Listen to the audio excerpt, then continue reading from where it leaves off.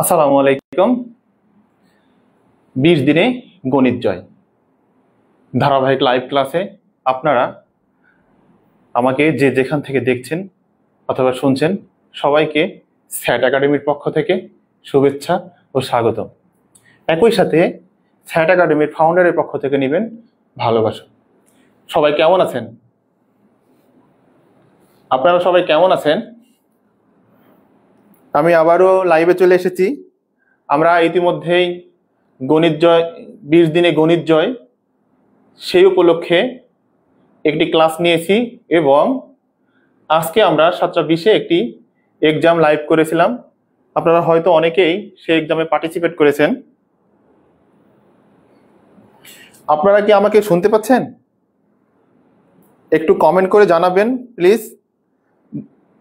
আপনারা কি আমাকে শুনতে পাচ্ছেন? আপনারা ইনশিওর করলে আমরা খুব দ্রুতই আমাদের লাইভ ক্লাসে অর্থাৎ মূল কন্টেন্টে চলে যাব। আমরা কথা বলে বেশি সময় নষ্ট করব না। হ্যাঁ, উম্মে কুর্মি বলেছে হাই, থ্যাংক ইউ। হাই, আমি সিলেট থেকে জয়েন করেছি। পঞ্চম রয়, থ্যাংক ইউ পঞ্চম রয়। আপনারা যে যেখান থেকে দেখছেন লাইভটি শেয়ার করে দিবেন, অন্যকে দেখার সুযোগ করে দিবেন, কারণ আজকের লাইভ ক্লাসটি অনেক গুরুত্বপূর্ণ। আমরা মাত্র 3 থেকে সর্বোচ্চ 4টি ক্লাস নিব জ্যামিতির উপরে।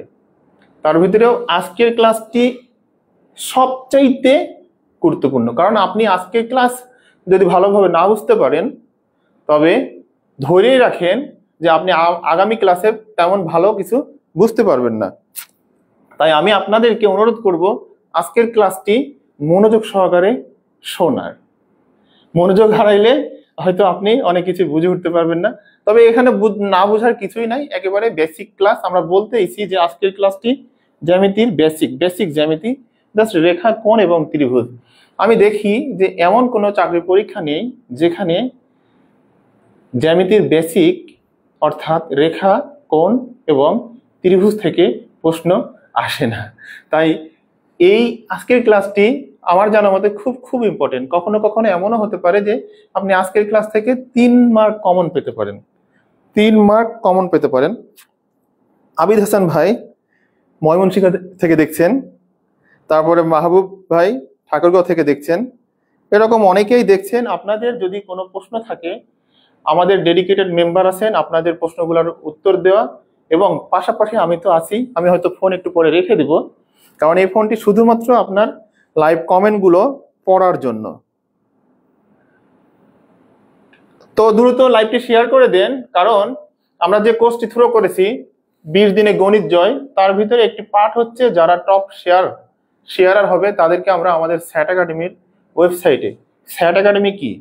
স্যাট একাডেমি হলো বাংলাদেশের সর্ববৃহৎ অনলাইন প্ল্যাটফর্ম, যেখানে ক্লাস 1 থেকে শুরু করে চাকরি, দক্ষতা, সব ধরনের কন্টেন্ট পাওয়া যায়। তো আর আমাদের স্লোগান কি? আমরা শিক্ষা হবে উন্মুক্ত, হবে বাণিজ্য মুক্ত। এই স্লোগানকে আপনাদেরকে সাথে নিয়েই বাস্তবায়ন করব। তারই ধারাবাহিকতায় আমার সবগুলো ক্লাসই আপনারা ফ্রি পাবেন। আপনাদেরকে জানিয়ে রাখি, আপনি অন্যখানে অনেকভাবে খোঁজাখুঁজি করেন যে হয়তো এই ক্লাসটা ভালো হবে, ওই ক্লাসটা ভালো হবে, তবে আমি আপনাকে অ্যাসিওর করতে পারি, নিশ্চয়তা দিতে পারি, আমি যদি সুস্থতার সহিত আপনাদের এই কোর্সটি কমপ্লিট করতে পারি, তবে গণিতে এবং এবং শর্ত হচ্ছে এবং আপনি যদি আমার সাথে কন্টিনিউ করেন তবে গণিতে অন্তত আপনার কখনো আর সমস্যা হবে না। তাই জানিয়ে রাখি আপনাদেরকে যে আমরা সপ্তাহে 3 দিন, কয়দিন বললাম? 3 দিন। কয়দিন? 3 দিন সাবজেক্ট ভিত্তিক, অর্থাৎ যেমন আজকে সাবজেক্ট বা বিষয় ভিত্তিক ক্লাস নিচ্ছি, এরকম 3 দিন ক্লাস নিব। আজকেরটি হচ্ছে আপনাদের জন্য বোনাস। আমি মূলত সপ্তাহে 3 দিন ক্লাস নিব, বুধ, শুক্র এবং শনি। বুধ, শুক্র এবং শনি, এই 3 দিন বিষয় ভিত্তিক। আর বাকি দিনগুলোতে যখনই সময় পাবো তখনই আমি এই বিষয় ভিত্তিক যে কন্টেন্ট শিখতেছি, যে বিষয়গুলো আমরা শিখতেছি, সেগুলো লাইভ প্রয়োগ অর্থাৎ লাইভ সলভ ক্লাস। যেমন প্রধান শিক্ষক নিয়োগের যতগুলো আগের পরীক্ষা আছে সবগুলোই আমি প্রত্যেকটি কোশ্চেনের সলভ আপনাদেরকে দেখানোর চেষ্টা করব। পাশাপাশি প্রাইমারি শিক্ষক নিয়োগের যে পরীক্ষাগুলো আছে সেগুলো দেখাবো। এবং আমরা জানি যে বিসিএস কোশ্চেন থেকে প্রায় সব চাকরি পরীক্ষায় কোশ্চেন আসে, তাই সবগুলো বিসিএস একটার পর একটা আমি দেখাবো। আপনারা যদি আমার জন্য দোয়া করেন এবং আমার সাথে থাকেন, ইনশাল্লাহ আমি দেখানোর চেষ্টা করব। তাই দ্রুত লাইভটি শেয়ার করে দেন, অন্যকে দেখার সুযোগ করে দেন। তাহলে তো চলুন দেরি না করে আমরা আমাদের মূল ক্লাসে চলে যাই। আমরা আজকে যে বিষয়গুলো শিখবো সেটা হচ্ছে যে বিন্দু, রেখা, কোণ আর ত্রিভুজ। বিন্দু, রেখা, কোণ আর ত্রিভুজ। রেখার নাম কখন রশ্মি হয় আর কখন রেখাংশ হয়, এই সব কিছু আমরা আজকের ক্লাসে শিখবো ইনশাআল্লাহ। চলুন তাহলে আমরা আমাদের ক্লাসে যাই।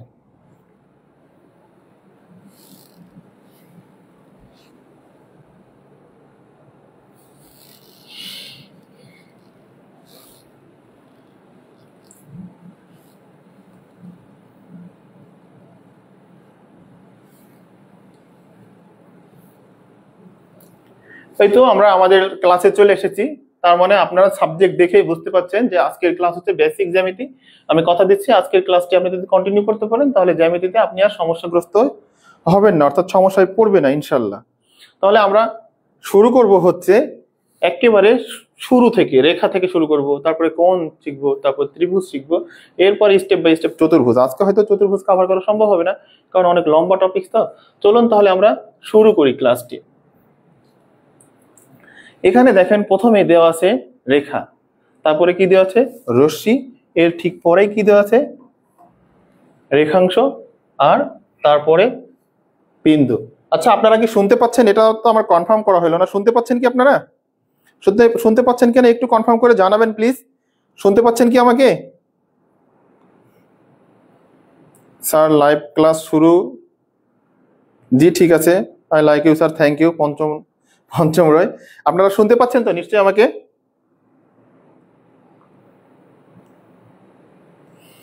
আরিফ বলতেছে যে বিসিএস 47তম বিসিএস আগে কোর্সটা শেষ করবেন স্যার।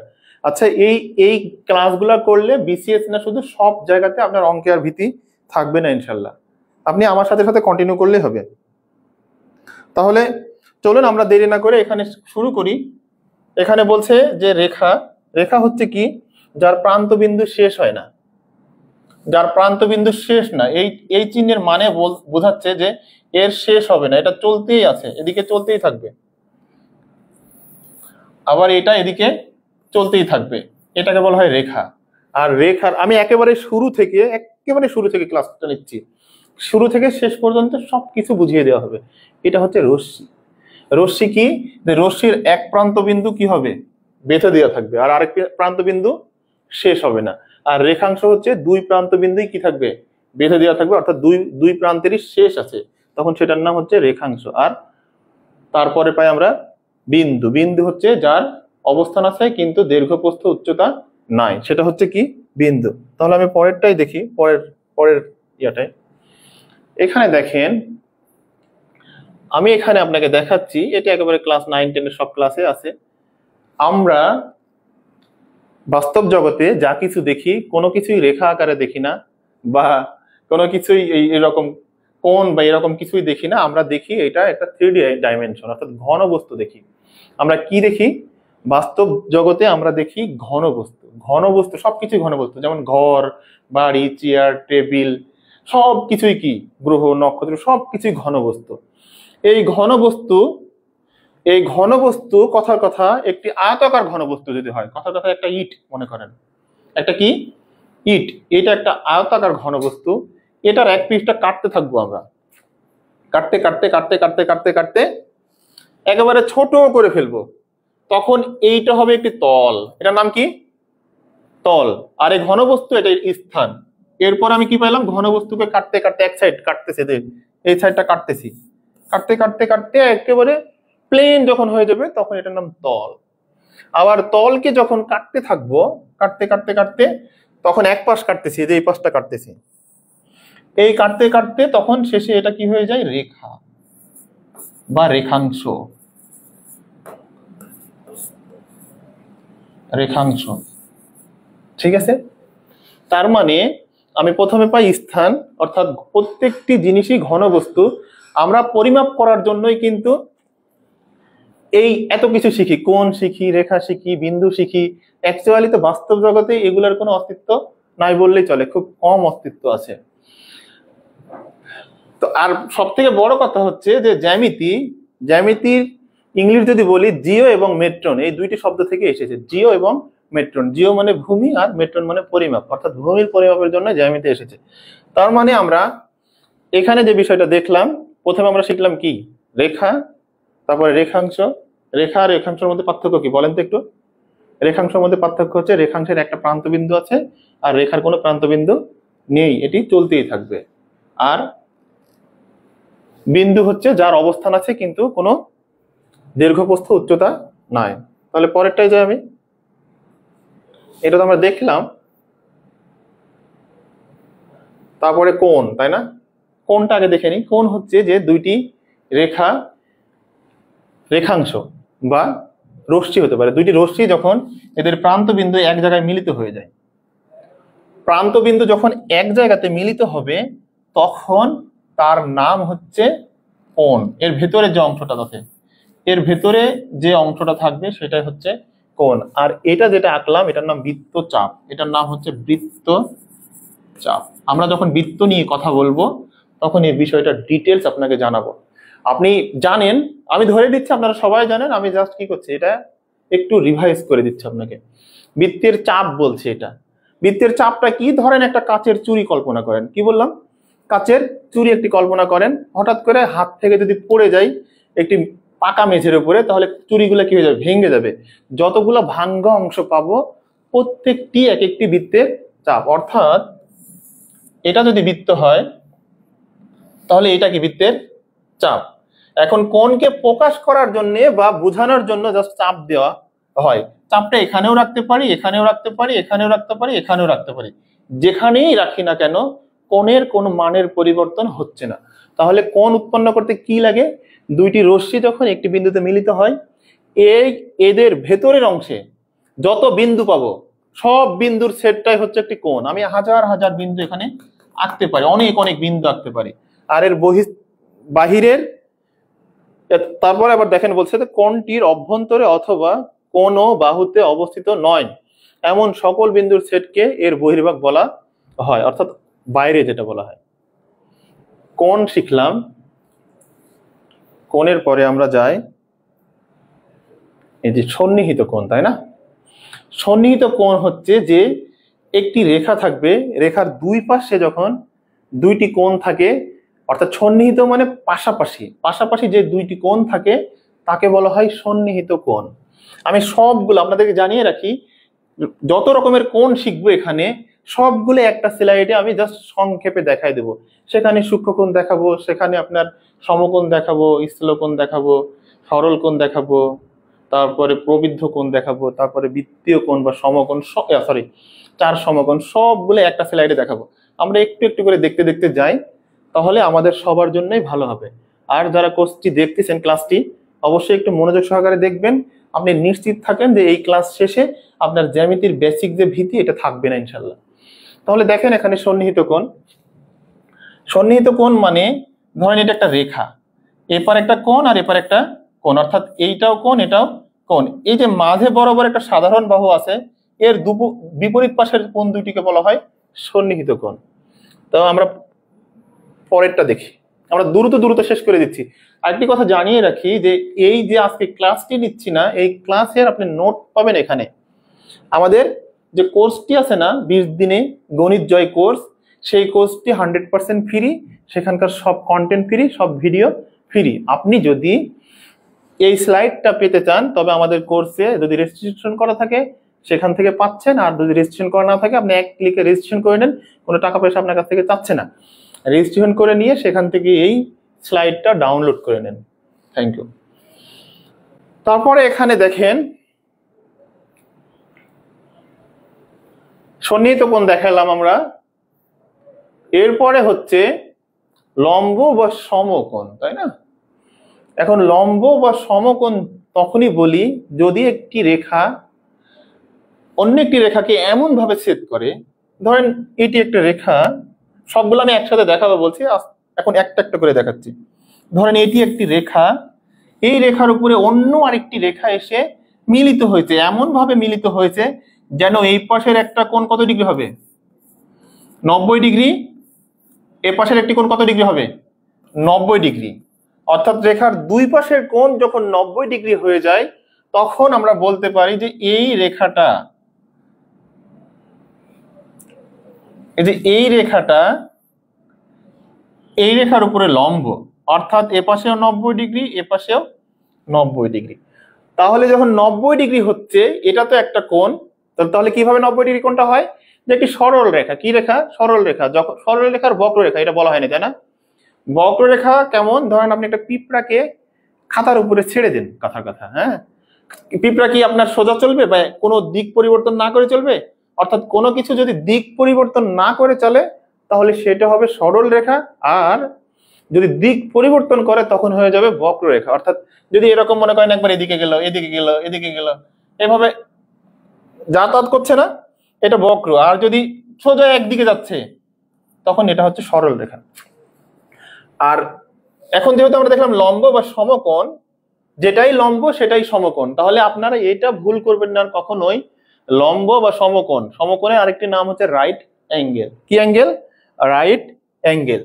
এই সমকোণ মানে হচ্ছে 90 ডিগ্রি। সমকোণ মানে এমন না সবগুলা কোণ সমান, সমকোণ মানে 90 ডিগ্রি। তাহলে আমরা এটা দেখলাম। এরপরে আমরা দেখি যে মনে করেন এদিকে একটা রশ্মি গেছে, আবার এদিকে একটা রশ্মি গেছে, দুই পাশে দুইটা রশ্মি গেছে, এই প্রান্ত বিন্দুতে মিলিত হয়েছে না? যদি একই রকম হয় তখন দুই পাশে যে কোণ উৎপন্ন হয় তার মানে এটা কত ডিগ্রি? 180 ডিগ্রি। এটাও কত ডিগ্রি? 180 ডিগ্রি। এই তো নাকি? তার মানে যখন একটি কোণের পরিমাণ 180 ডিগ্রি হয় তখন তার আরেকটি নাম হচ্ছে সরল কোণ। এবং আমরা এটাও জানি যে একটি ত্রিভুজের 3 কোণের সমষ্টিও 2 সমকোণ, তথা 90-90 যোগ করলে হয় 180 ডিগ্রি। অর্থাৎ এখানে কোণ 180 ডিগ্রি হচ্ছে, তার মানে এপাশ দিয়ে যদি আমি একটু লম্ব আঁকতাম, এপাশে 90 আর কত? এপাশে 90। আবার ত্রিভুজ যখন আঁকবো, এইটা আর এটা তিনটা মিলে কত হবে? 180। তাহলে এইটার নাম আমরা বলতে পারি যে সরল কোণ মানেই হচ্ছে 2 সমকোণ, আর 2 সমকোণ মানেই হচ্ছে একটি ত্রিভুজের কোণ। ঠিক আছে? এখন আমরা একটি জিনিস এখানে দেখে আসি যে সমকোণের ক্ষেত্রে আমরা পাই হচ্ছে পূরক। কি বললাম? সমকোণের ক্ষেত্রে পাই আমরা পূরক। অর্থাৎ দুইটা কোণ যদি যোগ করি, কয়টা কোণ? দুইটা কোণ। আমি আপনাদেরকে খুব খুব আর্নেস্টলি রিকোয়েস্ট করছি যে আপনি যদি এই ক্লাসটি এখন থেকেও, যদি পেছনে ব্যাকও নাও দেখে থাকেন, এখন থেকেও যদি শেষ পর্যন্ত দেখে থাকেন, তবে আপনি 100% কনফিডেন্ট রাখেন যে জ্যামিতিতে আপনার কখনোই কোনোদিনই সমস্যা হবে না। এবং আমি জ্যামিতিতে হয়তো 3 থেকে 4টি ক্লাস নিব। আজকে বেসিক ক্লাস ত্রিভুজ পর্যন্ত শেষ করে দেব, এরপরে হয়তো ত্রিভুজের আরো কিছু আমরা রুলস বা নিয়ম বা শর্তাবলী পড়বো। ত্রিভুজ এবং চতুর্ভুজ একদিন করাবো, বৃত্ত এবং ঘন সব মিলে হয়তো আর 2 থেকে 3টা ক্লাস মিলে আপনার জ্যামিতিতে আর কখনোই কোনো কোশ্চেনেই সমস্যা হবে না ইনশাল্লাহ। জাস্ট একটু ধৈর্য সহকারে দেখবেন, আর কোথাও কিছু বুঝতে না পারলে কমেন্ট করবেন। আপনারা কমেন্ট করেন, আমি রিপ্লাই দেওয়ার জন্য আছি। তাহলে সমকোণের আরেকটা নাম হচ্ছে পূরক কোণ। আর পূরক মানে হচ্ছে দুইটা কোণ যোগ করলে 90 ডিগ্রি হবে। এটা 90 ডিগ্রি না, এটা যোগ করে কত ডিগ্রি হবে? 90 ডিগ্রি। আর সরল কোণের ক্ষেত্রে দুইটা কোণ যোগ করলে হবে সম্পূরক কোণ। সম্পূরক কোণ তার মানে দুইটা কোণের যোগফল যদি 180 ডিগ্রি হয় তবে তাকে সম্পূরক কোণ বলে। বুঝতে পেরেছেন তো নাকি? দুইটা কোণের যোগফল যদি 180 ডিগ্রি হয়, অর্থাৎ সরল কোণ হয় বা একটা ত্রিভুজের 3 কোণের সমষ্টির সমান হয়, তখন একটিকে আরেকটির সম্পূরক বলবো। কেমন?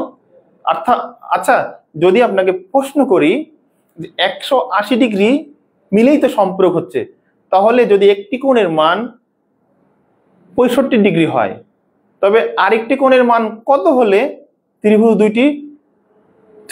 কোণ দুইটি সম্পূরক হবে? একটির মান বললাম আমি 65, আরেকটি তাহলে কত হবে?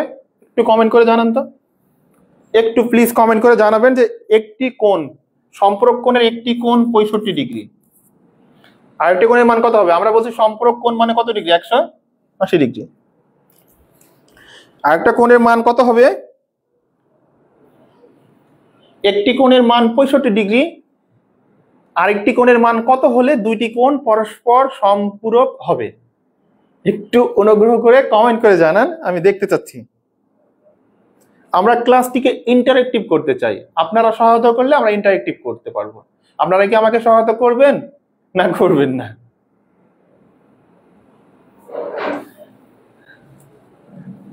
আরেকটি প্রশ্ন আপনাদেরকে ছুড়ে দিই।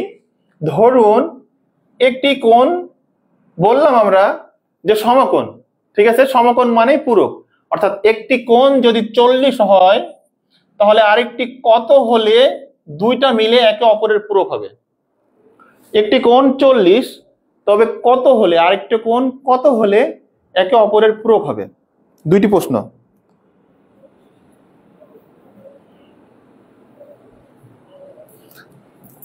একশো 15, ঠিক আছে, রাইট, থ্যাংক ইউ। আমরা তাহলে পরের চ্যাপ্টারে যাই। অনেকেই কোশ্চেন কমেন্ট করেছেন, আর অবশ্যই শেয়ার করে দিবেন ভিডিওটি যদি ভালো লাগে। এবার বলি সূক্ষ্মকোণ। সূক্ষ্ম মানে সব থেকে ছোট কোণ। সূক্ষ্মকোণ মানে কি? সব থেকে ছোট কোণ, অর্থাৎ 90 ডিগ্রি থেকে যেই কোণটা ছোট হয় তাকে বলা হয় সূক্ষ্মকোণ। আর 90 ডিগ্রি সমান হলে তার নাম সমকোণ। 90 থেকে যদি বড় হয় এবং 180 থেকে ছোট হয় তার নাম হচ্ছে স্থূলকোণ। আর 180 থেকে যদি বড় হয়ে যায় তখন তার নাম প্রবৃদ্ধ কোণ। আচ্ছা, আপনারা মনে হয় আমার ক্লাসটি দেখছেন, আশা করি উপভোগ করছেন। আমি আপনাদের সাথে আছি, আমি শেষ পর্যন্ত আপনাদের সঙ্গে থাকার চেষ্টা করব। তার মানে সূক্ষ্মকোণ বললাম কি? 90 থেকে ছোট, অর্থাৎ এই কোণটা হচ্ছে সূক্ষ্মকোণ। পরেরটা যাই। আমি আবারও বলে রাখি যে আমরা আজকে যে ক্লাস নিচ্ছি এই ক্লাসের হুবহু নোট আপনি আমাদের 20 দিনের যে গণিত জয় কোর্সটি থ্রো করেছি সেখানে সম্পূর্ণ ফ্রিতে পাবেন। সেখানে আমরা স্টেপ বাই স্টেপ সবগুলা ভিডিও অ্যাড করে দিব, তাই আপনাকে কোনো টেনশন করার দরকার নাই।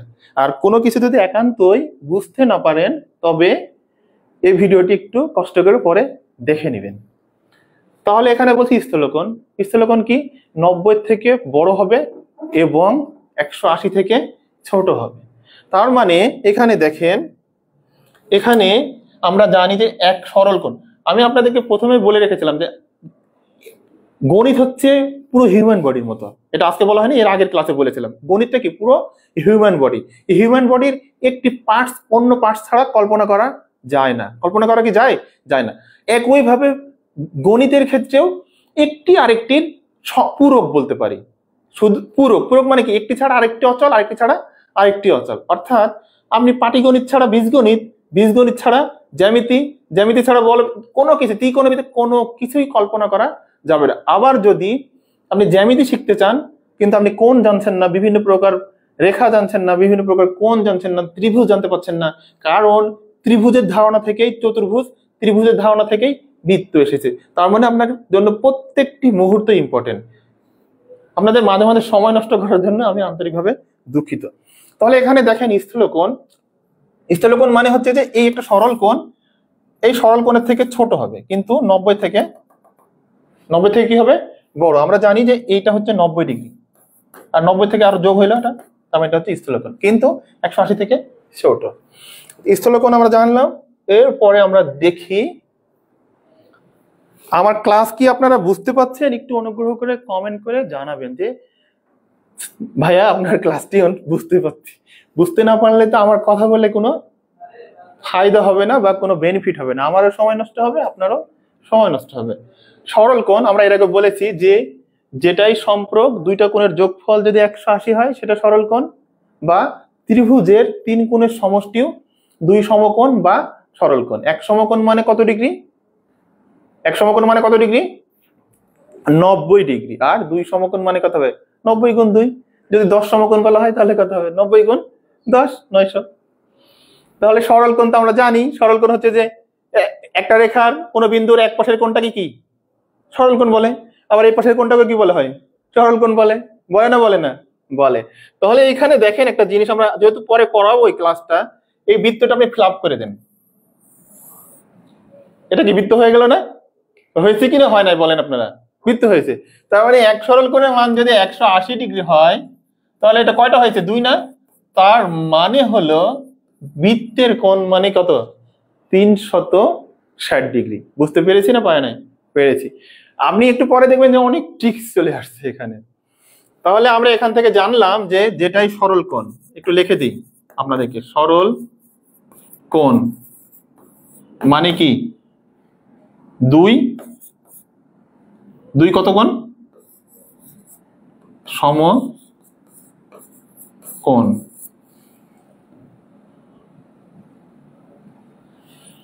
অথবা কি হতে পারে? ত্রিভুজের 3 কোণের সমষ্টি। ত্রিভুজের কি? অথবা ত্রিভুজের কোণ। ত্রিভুজের কোণ। আর এইগুলা মিলেই কি হয়? সম্পূরক কোণ। তার মানে হলো যে আপনি সরল কোণ, যেটাই সরল কোণ সেটাই কি 2 সমকোণ। যাকেই 2 সমকোণ বলছি সেটাই ত্রিভুজের 3 কোণের সমষ্টি। ত্রিভুজের 3 কোণের সমষ্টি মানে 2 সমকোণ।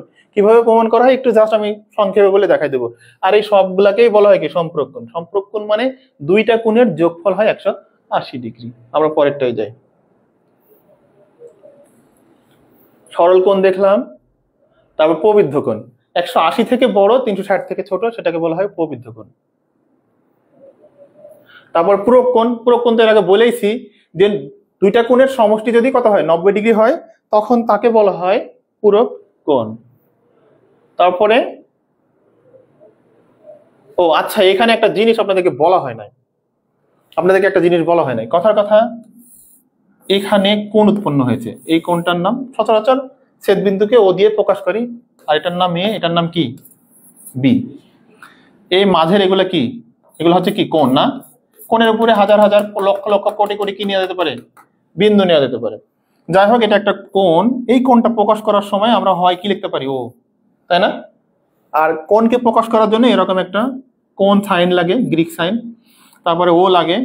এবং যদি এই একটা অক্ষর দিয়ে লিখলে এভাবে লিখতে পারি, যদি কোণ একটাই থাকে, কোণ যদি ওখানে একটা উৎপন্ন হয় তখন এক অক্ষর দিয়ে লিখতে পারি, কিন্তু একই বিন্দুতে যদি একাধিক কোণ উৎপন্ন হয় তখন আর ওই রকম একটা বিন্দু দিয়ে বোঝানো যাবে না। ধরেন মনে করেন এখানে আরেকটা ছিল সি, তখন কি ও মানে কি এটা বোঝাচ্ছে? তখন ও মানে কি পুরোটা বোঝাচ্ছে। এখন তাহলে আমার এটুকুকে বুঝাইতে গেলে এটা হয় লিখবো কোণ, মানে এই বিন্দুকে সবসময় কোথায় রাখবো? মাঝখানে রাখবো। তার মানে এ ও বি লিখতে পারি, অথবা কোণ বি ও এ। ঠিক আছে? তাহলে আমরা কোণ প্রকাশের জন্য যদি একটি বিন্দুতে একটি কোণ তৈরি হয় তবে জাস্ট এক অক্ষর অর্থাৎ ক্যাপিটাল লেটার বা আপার কেস দিয়ে আমরা কি করতে পারি? লিখতে পারি, বা বড় হাতের অক্ষর যাই বলি না কেন। আর যদি একই বিন্দুতে একাধিক কোণ তৈরি হয়, যেমন এখানে 1 2 3টা কোণ তৈরি হয়েছে না? হয় নাই? তার মানে আমার এখানে সব কোণ আছে, এটা হচ্ছে সূক্ষ্মকোণ, টোটালটা মিলে কি? সমকোণ।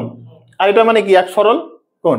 তার মানে এখানে যদি আমি পুরোটাকে বোঝাতে চাই তাহলে এ ও বি, আর যদি এইটুকু বোঝাতে চাই এ ও ডি, আবার এইটুকুকে যদি বোঝাতে চাই বি ও ডি অথবা ডি ও বি। আমার মনে হয় এটুকু ক্লিয়ার, আমরা পরেরটা যাই।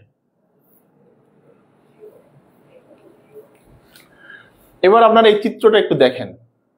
প্রিয় ভিউয়ার, আপনারা আগের ক্লাসগুলো না দেখলেও সমস্যা নাই, আমরা এমন জায়গায় এসে পৌঁছে গেছি যেখান থেকে এই একটি স্লাইডের মাধ্যমে কোণের 14 গোষ্ঠী যা আছে সবকিছুই আমরা এই একটি স্লাইডেই দেখে নিতে পারি, এবং এটি আমি এখন সংক্ষেপে দেখাবো। আপনি আগের ক্লাস যদি নাও দেখে থাকেন তবে এইটুকু একটু মনোযোগ সহকারে দেখেন, তাহলে আপনার কোণ নিয়ে আর কখনোই কোনোদিনও কোনো বিষয়ে সমস্যা হবে না ইনশাল্লাহ। তাহলে এখানে দেখেন, এখানে আমি বললাম এইটার নাম হচ্ছে লেস দেন সাইন। এটার নাম কি সাইন? লেস দেন সাইন, তাই না? সব থেকে ছোট হচ্ছে সূক্ষ্মকোণ, আর সব থেকে বড় হচ্ছে বৃত্তীয় কোণ। এক বৃত্তীয় কোণ মানে 4 সমকোণ, আর চতুর্ভুজের 4 কোণও কি 4 সমকোণ অথবা 4 সমকোণ, যাই বলি না কেন। চতুর্ভুজের 4 কোণের সমষ্টি হচ্ছে 360 ডিগ্রি।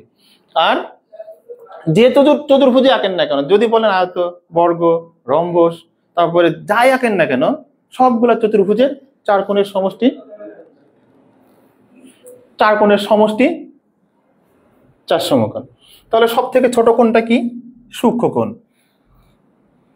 এখানে দেখেন, সব থেকে ছোট কোণ হচ্ছে সূক্ষ্মকোণ, এরপরে কোণ হচ্ছে সমকোণ, এরপরে কোণ স্থূলকোণ, এরপরে এই যে সরল কোণ, দুই সমকোণ, যা যা বললাম তাই। এইখানে আমি একেবারে সংখ্যা রেখায় দেখাইছি। দেখেন 0 থেকে 90, অর্থাৎ 90 থেকে যদি ছোট হয় তাহলে সেটা হবে কি? সূক্ষ্মকোণ। আর 90 এর সমান হলে সমকোণ। আর 90 থেকে কি হবে? বড়। আর 180 থেকে কি হবে? ছোট হবে। তখন কি হবে? এটা স্থূলকোণ। 180 থেকে যখন বড় হবে তখন সেটা হবে প্রবৃদ্ধ কোণ, কিন্তু আবার কি হবে? 360 থেকে ছোট হবে। আর 180 সমান হলে সরল কোণ। তাহলে এখানে দেখেন, যেটাই সমকোণ সেখানে কি পাই? পূরক কোণ। তবে পূরক কোণের নিয়ম হচ্ছে দুইটা কোণের যোগফল হতে হবে। দুইটা কোণের যোগফল হতে হবে কি? এক সমকোণ। আর সরল কোণের সমষ্টিটা কি এখানে? 180 ডিগ্রি। 180 ডিগ্রি মানে কি? দুইটা কোণের সমষ্টি হতে হবে। কথার কথা, একটা কোণ যদি 100 হয় আর একটা কত হতে হবে? 60। সমান সমান কত হলো? 100, সরি, আরেকটা হবে 80। তার মানে আমরা এক ক্লাসেই সবগুলো এখানে একটা স্লাইডে দেখে ফেলতে পাচ্ছি। তার মানে সব থেকে ছোট সূক্ষ্মকোণ, এরপরে সমকোণ, সমকোণ মানে 90, 90 থেকে বড় স্থূলকোণ, স্থূলকোণের থেকে বড় সরল কোণ বা দুই সমকোণ বা ত্রিভুজের 3 কোণ, একই কথা। এর থেকে বড় হচ্ছে প্রবৃদ্ধ, তার থেকে বড় কি? বৃত্তীয় কোণ বা 4 সমকোণ বা চতুর্ভুজের 4 কোণ ইকুয়াল টু 360 ডিগ্রি। আমার মনে হয় এই স্লাইডটাই যদি আপনারা দেখেন একটু, আমি আপনাদেরকে সময় দিলাম, যদি এই পর্যন্ত কোনো প্রশ্ন থাকে অনুগ্রহ করে প্রশ্ন করবেন, আমি রিপ্লাই দিব। জাস্ট এই স্লাইডটা একটু দেখেন, আর দেখেন কোনো প্রশ্ন আছে কিনা। প্রশ্ন আছে কি আপনাদের? কোনো অনুগ্রহ করে জানাবেন কোনো প্রশ্ন আছে কিনা। প্রশ্ন আছে কি? প্রশ্ন না থাকলে আমরা পরের স্লাইডে যাব। আমাদের কি কোনো প্রশ্ন আছে? আমরা শিখলাম সূক্ষ্মকোণ, তারপরে বড় কোণ হচ্ছে সমকোণ, তার থেকে বড় হচ্ছে স্থূলকোণ, আর সমকোণের ক্ষেত্রে তৈরি হয় পূরক, অর্থাৎ দুইটা কোণের যোগফল যদি এক সমকোণ হয় তখন সেটা পূরক। আর এরপরে স্থূলকোণ, স্থূলকোণের থেকে বড় হচ্ছে কি? 180 ডিগ্রি বা সরল কোণ। যেই সরল কোণ সেখানেই ত্রিভুজ উৎপন্ন হয়, মানে এক সরল কোণ নিয়ে তো ত্রিভুজ উৎপন্ন হয়। আর এক সরল কোণে কি পাই আমরা? সম্পূরক কোণ, তাই না? অর্থাৎ দুইটি কোণের যোগফল যদি 180 ডিগ্রি হয়, এরপরে প্রবৃদ্ধ কোণ। তাহলে কোনো প্রশ্ন যদি আছে কিনা দেখেন। Clear, thank you. Sentu Ali বলেছে ক্লিয়ার। তাহলে আমরা পরেরটায় যাই। আর কেউ কমেন্ট করে জানাবেন কি আপনারা ক্লিয়ার হয়েছেন কিনা। ক্লিয়ার হইলে আমরা পরেরটায় যাব। অনুগ্রহ করে জানান। আমি আপনাদেরকে 1 মিনিট সময় দিলাম। যদি এই এখন পর্যন্ত ক্লাসটি আপনার বোঝা হয়ে যায় বা আপনি বুঝতে পারেন, তবে কমেন্ট করেন, আমরা পরের স্লাইডে যাব। বুঝতে পেরেছেন? আচ্ছা, আমরা পরের স্লাইডে যাই। আপনারা অনেকে অনেক জায়গা থেকে দেখছেন যে আমি ছাট একাডেমির ফাউন্ডার। দীর্ঘ সময় পরে জাস্ট আপনাদের সাথেই লাইভে ক্লাস নিতে আসছি। আমার ক্লাসটি কন্টিনিউ হতে থাকবে। সপ্তাহে 3 দিন আমি বিষয়ভিত্তিক ক্লাস নিব, এবং অন্য দিনগুলোতে বিভিন্ন চাকরি পরীক্ষার প্রশ্নগুলোর সলভ দেখাবো, সব থেকে সহজ এবং সবচেয়ে দ্রুত। শর্টকাট মুখস্থ না করে শর্টকাট নিজেরা তৈরি করব, ইচ্ছা মতো শর্টকাট তৈরি করব, ইচ্ছা মতো শর্টকাট ফেলে দিব, দিয়ে আমরা কম সময় 20 থেকে 30 সেকেন্ডের মধ্যে প্রত্যেকটা অঙ্ক সমাধান করার চেষ্টা করব। জি, পরেরটাই যাই আমরা। এবার দেখেন বিপ্রতীপ কোণ। বিপ্রতীপ কোণকে যদি সহজ করে বলি, যে একটি কোণকে যদি আয়নার সামনে ধরেন, যে কোণটা তৈরি হয় সেটি হচ্ছে কি? বিপ্রতীপ কোণ। জাস্ট আয়নার সামনে এভাবে ধরবেন, দেখবেন যে ওপাশে একটা কোণ দেখা যাচ্ছে, সেটা হচ্ছে কি? বিপ্রতীপ কোণ। অথবা আরো যদি বলি যে মনে করেন এটি একটি সরি সরি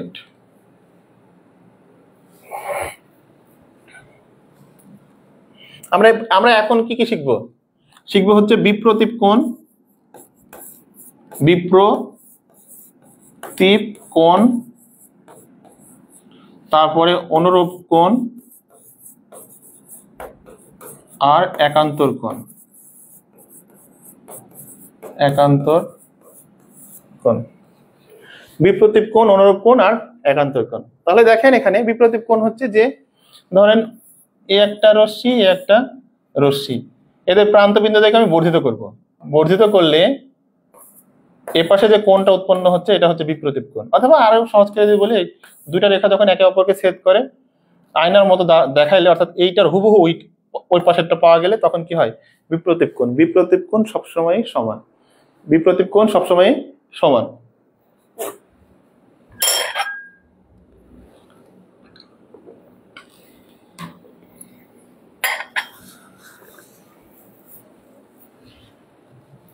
তারপরে আমরা দেখি একান্তর কোণ বা অনুরূপ কোণ। এখানে দেখেন একান্তর কোণ। একান্তর কোণ হচ্ছে যে দুইটি সমান্তরাল সরলরেখা বা রেখা, দুইটি রেখাকে যদি ভিন্ন একটি রেখা ছেদ করে, দুইটি রেখাকে যদি ভিন্ন আরেকটি রেখা ছেদ করে, তখন এর ভেতরে, এই রেখা দ্বয়ের ভেতরে, ওই রেখা দ্বয়ের ভেতরে আর যে রেখা ছেদ করছে তার বিপরীত পাশের কোণ দুইটিকে বলা হয় একান্তর কোণ। কি বললাম? যখন দুইটি রেখাকে ভিন্ন একটি রেখা ছেদ করে, অথবা দুইটি রেখা ভিন্ন আরেকটি রেখাকে ছেদ করে, কথা তো একই। দুইটি রেখা যখন ভিন্ন আরেকটি রেখাকে ছেদ করে, অথবা যখন ভিন্ন একটি রেখা দুইটি রেখাকে ছেদ করে, তখন এই রেখা দুইটির মাঝে দুই পাশে যে আড়াআড়ি যে কোণ দুটো উৎপন্ন হয়, এগুলোকে বলা হয় একান্তর কোণ। তাহলে দেখি আমরা এখানে, এই পাশে একটা কোণ তৈরি হয়েছে আর এখানে একটা কোণ তৈরি হয়েছে, এখানে একটা কোণ তৈরি হয়েছে, এখানে একটি কোণ তৈরি হয়েছে।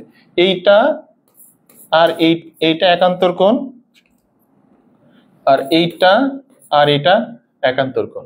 এখন একান্তর কোণের ক্ষেত্রে যদি রেখাদ্বয় সমান্তরাল হয়, কি বললাম? সমান্তরাল হয়। সমান্তরাল মানে হচ্ছে যে তারা এমন ভাবে চলবে, যে কোনো জায়গা থেকে যদি লম্ব দূরত্ব নির্ণয় করি, কি বললাম? যে কোনো জায়গা থেকে যদি লম্ব দূরত্ব নির্ণয় করি, তাদের ভেতরে লম্ব দূরত্ব যদি সমান হয়, তখন রেখা দুইটিকে আমরা সমান্তরাল বলবো। তার জ্বলন্ত উদাহরণ হচ্ছে ট্রেনের রেল লাইন, যেভাবে চলে না, বহুদূর চলে, তবে দুই পাশেরই লম্ব দূরত্ব সবসময় সমান থাকে, তাই তাদেরকে আমরা বলি কি? সমান্তরাল। যদি সমান্তরাল হয় তবে একান্তর কোণগুলো সমান হবে, অর্থাৎ এইটা আর এইটা সমান। ধরেন কথার কথা, এই একটা রেখা, এই একটা রেখা, আরেকটি রেখা এসে ছেদ করেছে, তাই না? তাহলে এই একটা কোণ আর এই একটা কোণ, এবং এই দুটো যদি সমান্তরাল হয় তাহলে এইটা আর এইটা সমান, আর এইটা আর এইটা সমান হবে। তাহলে এটা হলো একান্তর কোণ। আর বিপ্রতীপ কোণ কি? দেখেন দুইটি রেখা যদি একে অপরকে ছেদ করে তখন বিপ্রতীপ কোণ হয়। তার মানে এইটা আর এটা কি? বিপ্রতীপ কোণ। এইটা আর এটা কি কোণ? বিপ্রতীপ কোণ। এইটা আর এটা কি কোণ? বিপ্রতীপ কোণ। এইটা আর এটা কি কোণ? বিপ্রতীপ কোণ। যদি সমান্তরাল হয় তবে বিপ্রতীপ কোণগুলাও তো সমান সবসময় হবে, আর একান্তর কোণগুলাও সমান হবে। আবার বলতেছি, যদি মনে করেন, এগুলো আমরা পরের স্লাইডে যাই, এই যে এই রেখাটা তৈরি হলো না, যখন একটি রেখাকে যখন ভিন্ন দুইটি রেখা ছেদ করছে, অথবা দুইটি রেখা যখন ভিন্ন একটি রেখাকে ছেদ করে, তখন এদের দেখেন একই পাশে কোণ উৎপন্ন হয়েছে। এটা আর কি? এটা। এটা আর কোনটা? এটা। ঠিক আছে না? একই পাশে উৎপন্ন হয়েছে না? যেমন মনে করেন এইটা আর এটা একই পাশে না? আবার এইটা আর কি? এটা একই পাশে হয়েছে। আবার এইটা আর এইটা একই পাশে। একই পাশে না? একই পাশে, একই পাশে। এইটা আর এটা কি? একই পাশে। একই পাশের কোণগুলোকে বলা হয় অনুরূপ কোণ। অর্থাৎ তিনটি রেখা যখন এরকম ভাবে দুইটি রেখা যখন আরেকটি রেখাকে ছেদ করে তখন তিনটি কোণ পাওয়া যায়। কি কি? অনুরূপ কোণ, বিপ্রতীপ কোণ আর একান্তর কোণ। একান্তর কোণগুলা সমান হবে যদি রেখা দুটি সমান্তরাল হয়। যদি রেখা দুটি সমান্তরাল হয় তবে একান্তর কোণ সমান, আবার একান্তর কোণ সমান হলে রেখা দুটি সমান্তরাল, আবার অনুরূপ কোণগুলোও সমান হবে। তাহলে এখানে এ ধরনের কিছু যখন আমাকে প্রশ্ন করবে তখন আমি সেই সবকিছুই বলতে পারবো। বা যখন ত্রিভুজ আমি সর্বসম প্রমাণ করতে যাব তখন আমার কি লাগবে? একান্তর কোণ লাগবে, অনুরূপ কোণ লাগবে এবং কি লাগতে পারে? বিপ্রতীপ কোণ লাগবে। বিপ্রতীপ কোণগুলো কখনো কখনো লাগে, কখনো লাগে একান্তর কোণ, কখনো লাগে অনুরূপ কোণ। অনুরূপ কোণগুলো কখন সমান হবে? যদি রেখা দুটি সমান্তরাল হয়, ভিন্ন একটি রেখা ছেদ করবে। একান্তর কোণগুলো কখন সমান হবে? যদি রেখা দুটি সমান্তরাল হয়, ভিন্ন আরেকটি রেখা ছেদ করে, তখন এদের একান্তর কোণ সমান। বিপ্রতীপ কোণ তো সবসময় সমান। আশা করি আপনারা বুঝতে পেরেছেন। আমরা পরেরটাই দেখি। ওকে, এবার দেখেন আমরা একটু উপপাদ্য দেখবো আর কি। ধরেন একটি রেখাকে যদি রেখার উপরে অন্য আরেকটি রেখা এসে মিলিত হয়, দেখেন একটি সরল রেখার একটি বিন্দুতে অপর একটি রশ্মি মিলিত হলে যে দুইটি সন্নিহিত কোণ উৎপন্ন হয় এদের সমষ্টি দুই সমতল। দেখেন এখানে কি বলছে যে একটি বিন্দুতে মিলিত হলে, একটি সরল রেখার একটি বিন্দুতে অন্য আরেকটি রেখা মিলিত হলে এ পাশে যে কোণ, এ পাশে যে কোণ, দুইটা কোণের সমষ্টি 180 ডিগ্রি বা দুই সমকোণ। তারপর উপপাদ্য দেখেন একটা, যে বিপ্রতীপ কোণ, দুইটি সরলরেখা পরস্পর ছেদ করলে উৎপন্ন বিপ্রতীপ কোণগুলো পরস্পর সমান। আমি অলরেডি এটি বলে ফেলেছি যে দুইটি সরলরেখা যখন একে অপরকে ছেদ করে তখন এদের বিপরীত কোণগুলো সবসময় কি হবে? সমান। বিপরীত কোণ কেমন? এটার বিপরীত এইটা, অর্থাৎ বিপ্রতীপ হচ্ছে বিপরীত থেকে এসেছে। কই থেকে এসেছে? বিপ্রতীপ শব্দটি বিপরীত থেকে এসেছে। পরেরটাই যাই আমরা। উপপাদ্য 3, এটা আমি অলরেডি বলে দিলাম যে দুইটি সমান্তরাল সরলরেখার একটি ছেদক দ্বারা উৎপন্ন, দুইটি সমান্তরাল সরলরেখার একটি ছেদক দ্বারা উৎপন্ন, অর্থাৎ এই দুটো সমান্তরাল সরলরেখা বা এই দুটো সমান্তরাল সরলরেখা এদের আরেকটি ছেদক, মানে যেটা ছেদ করছে অন্য আরেকটি রেখা যেভাবে ছেদ করছে এটা ছেদক। প্রত্যেক অনুরূপ কোণ জোড়া সমান, অর্থাৎ এই লালের সাথে লাল সমান, এই যে বেগুনির সাথে বেগুনি সমান, গ্রিনের সাথে গ্রিন সমান, বা এই যে এইটা আর এটা দেখেন সমান হয়েছে কিন্তু, হ্যাঁ, এটার সাথে যেমন এটা সমান এটা, আবার এটা সমান এটা, আর এটা সমান এটা, তার মানে এটা সমান এটা। আবার যদি এরকম হয় যে ধরেন একই সমান্তরাল সরলরেখার সাথে অন্য যত সমান্তরাল সরলরেখা থাকবে সবগুলা সমান্তরাল সরলরেখার অনুরূপ কোণগুলো সমান হবে, একান্তর কোণগুলো সমান হবে। অর্থাৎ যদি এরকম থাকতো, কথার কথা মনে করেন এই একটা রেখা, এই একটা রেখা, এই একটা রেখা, এই একটা রেখা, এই একটা রেখা, এরকম অনেকগুলা রেখা,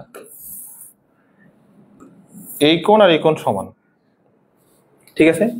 এই কোণ, এই কোণ, এই কোণ, এই কোণ সবগুলাই কি সমান, মানে এটা এটা অনুরূপ, এটা আর এটা অনুরূপ, এটা আর এটা অনুরূপ, এটা আর এটা অনুরূপ, অর্থাৎ এটা এটা সমান। আবার একইভাবে এইটা এইটা এইটা এইটা এটা সবগুলাই কি সমান, এটা এটা সমান মানে এটাও সমান। অর্থাৎ সমান্তরাল সরলরেখার একই সমান্তরাল যতগুলো, একই রেখার যতগুলো সমান্তরাল সরলরেখা থাকবে সবগুলা সমান্তরাল সরলরেখার অনুরূপ কোণ সমান এবং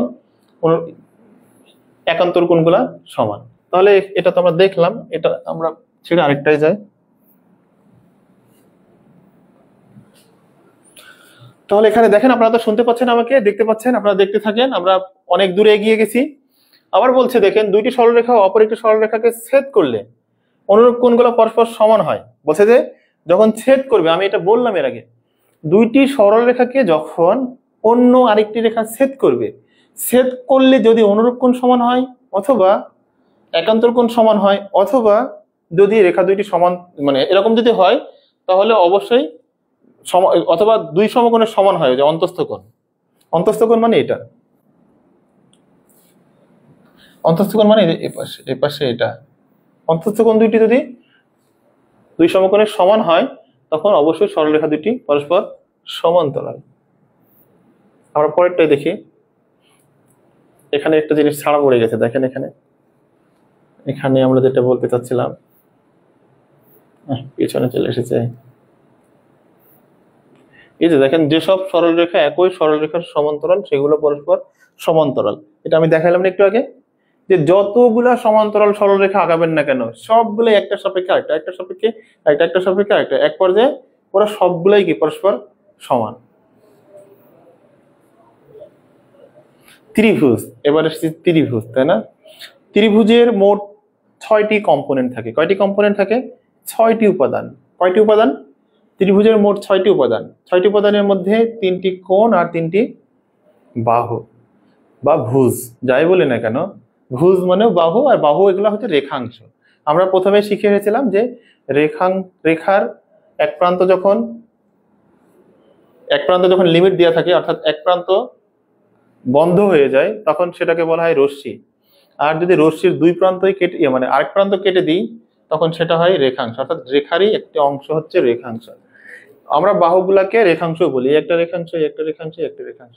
তার মানে একটি ত্রিভুজের মোট 6টি উপাদান, 3টি কোণ আর 3টি বাহু। এখন এটা আমরা জাস্ট একটু পড়ি, জাস্ট একবার পড়লে আপনার জন্য খুব সহজ হবে। আর তার আগে আমি একটু বলে নিই, এ একটি বিন্দু, বি একটি বিন্দু, সি একটি বিন্দু, এগুলোকে বলা হয় কৌণিক বিন্দু বা শীর্ষবিন্দু। ত্রিভুজের যেখানে কোণ উৎপন্ন হয়, সেই বিন্দুকে বলা হয় কৌণিক বিন্দু বা শীর্ষবিন্দু বা কোণ, যেটাই বলেন না কেন। ত্রিভুজের 3টা বাহু যোগ করলে যেটা পাওয়া যায় সেটাকে বলা হয় সমষ্টি।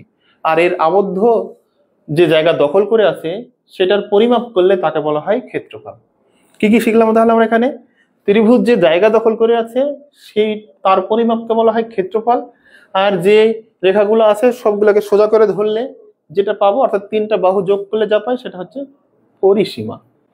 এখন এই ত্রিভুজগুলোর তো বিভিন্ন প্রকার আছে, বিভিন্ন তাদের বিভিন্ন রূপ আছে, ধরন আছে, বা তাদের বিভিন্ন কন্ডিশন আছে, তারা বিভিন্ন রুলস অ্যাপ্লাই করে এই ত্রিভুজগুলোর বিভিন্ন নামকরণ করা হয়।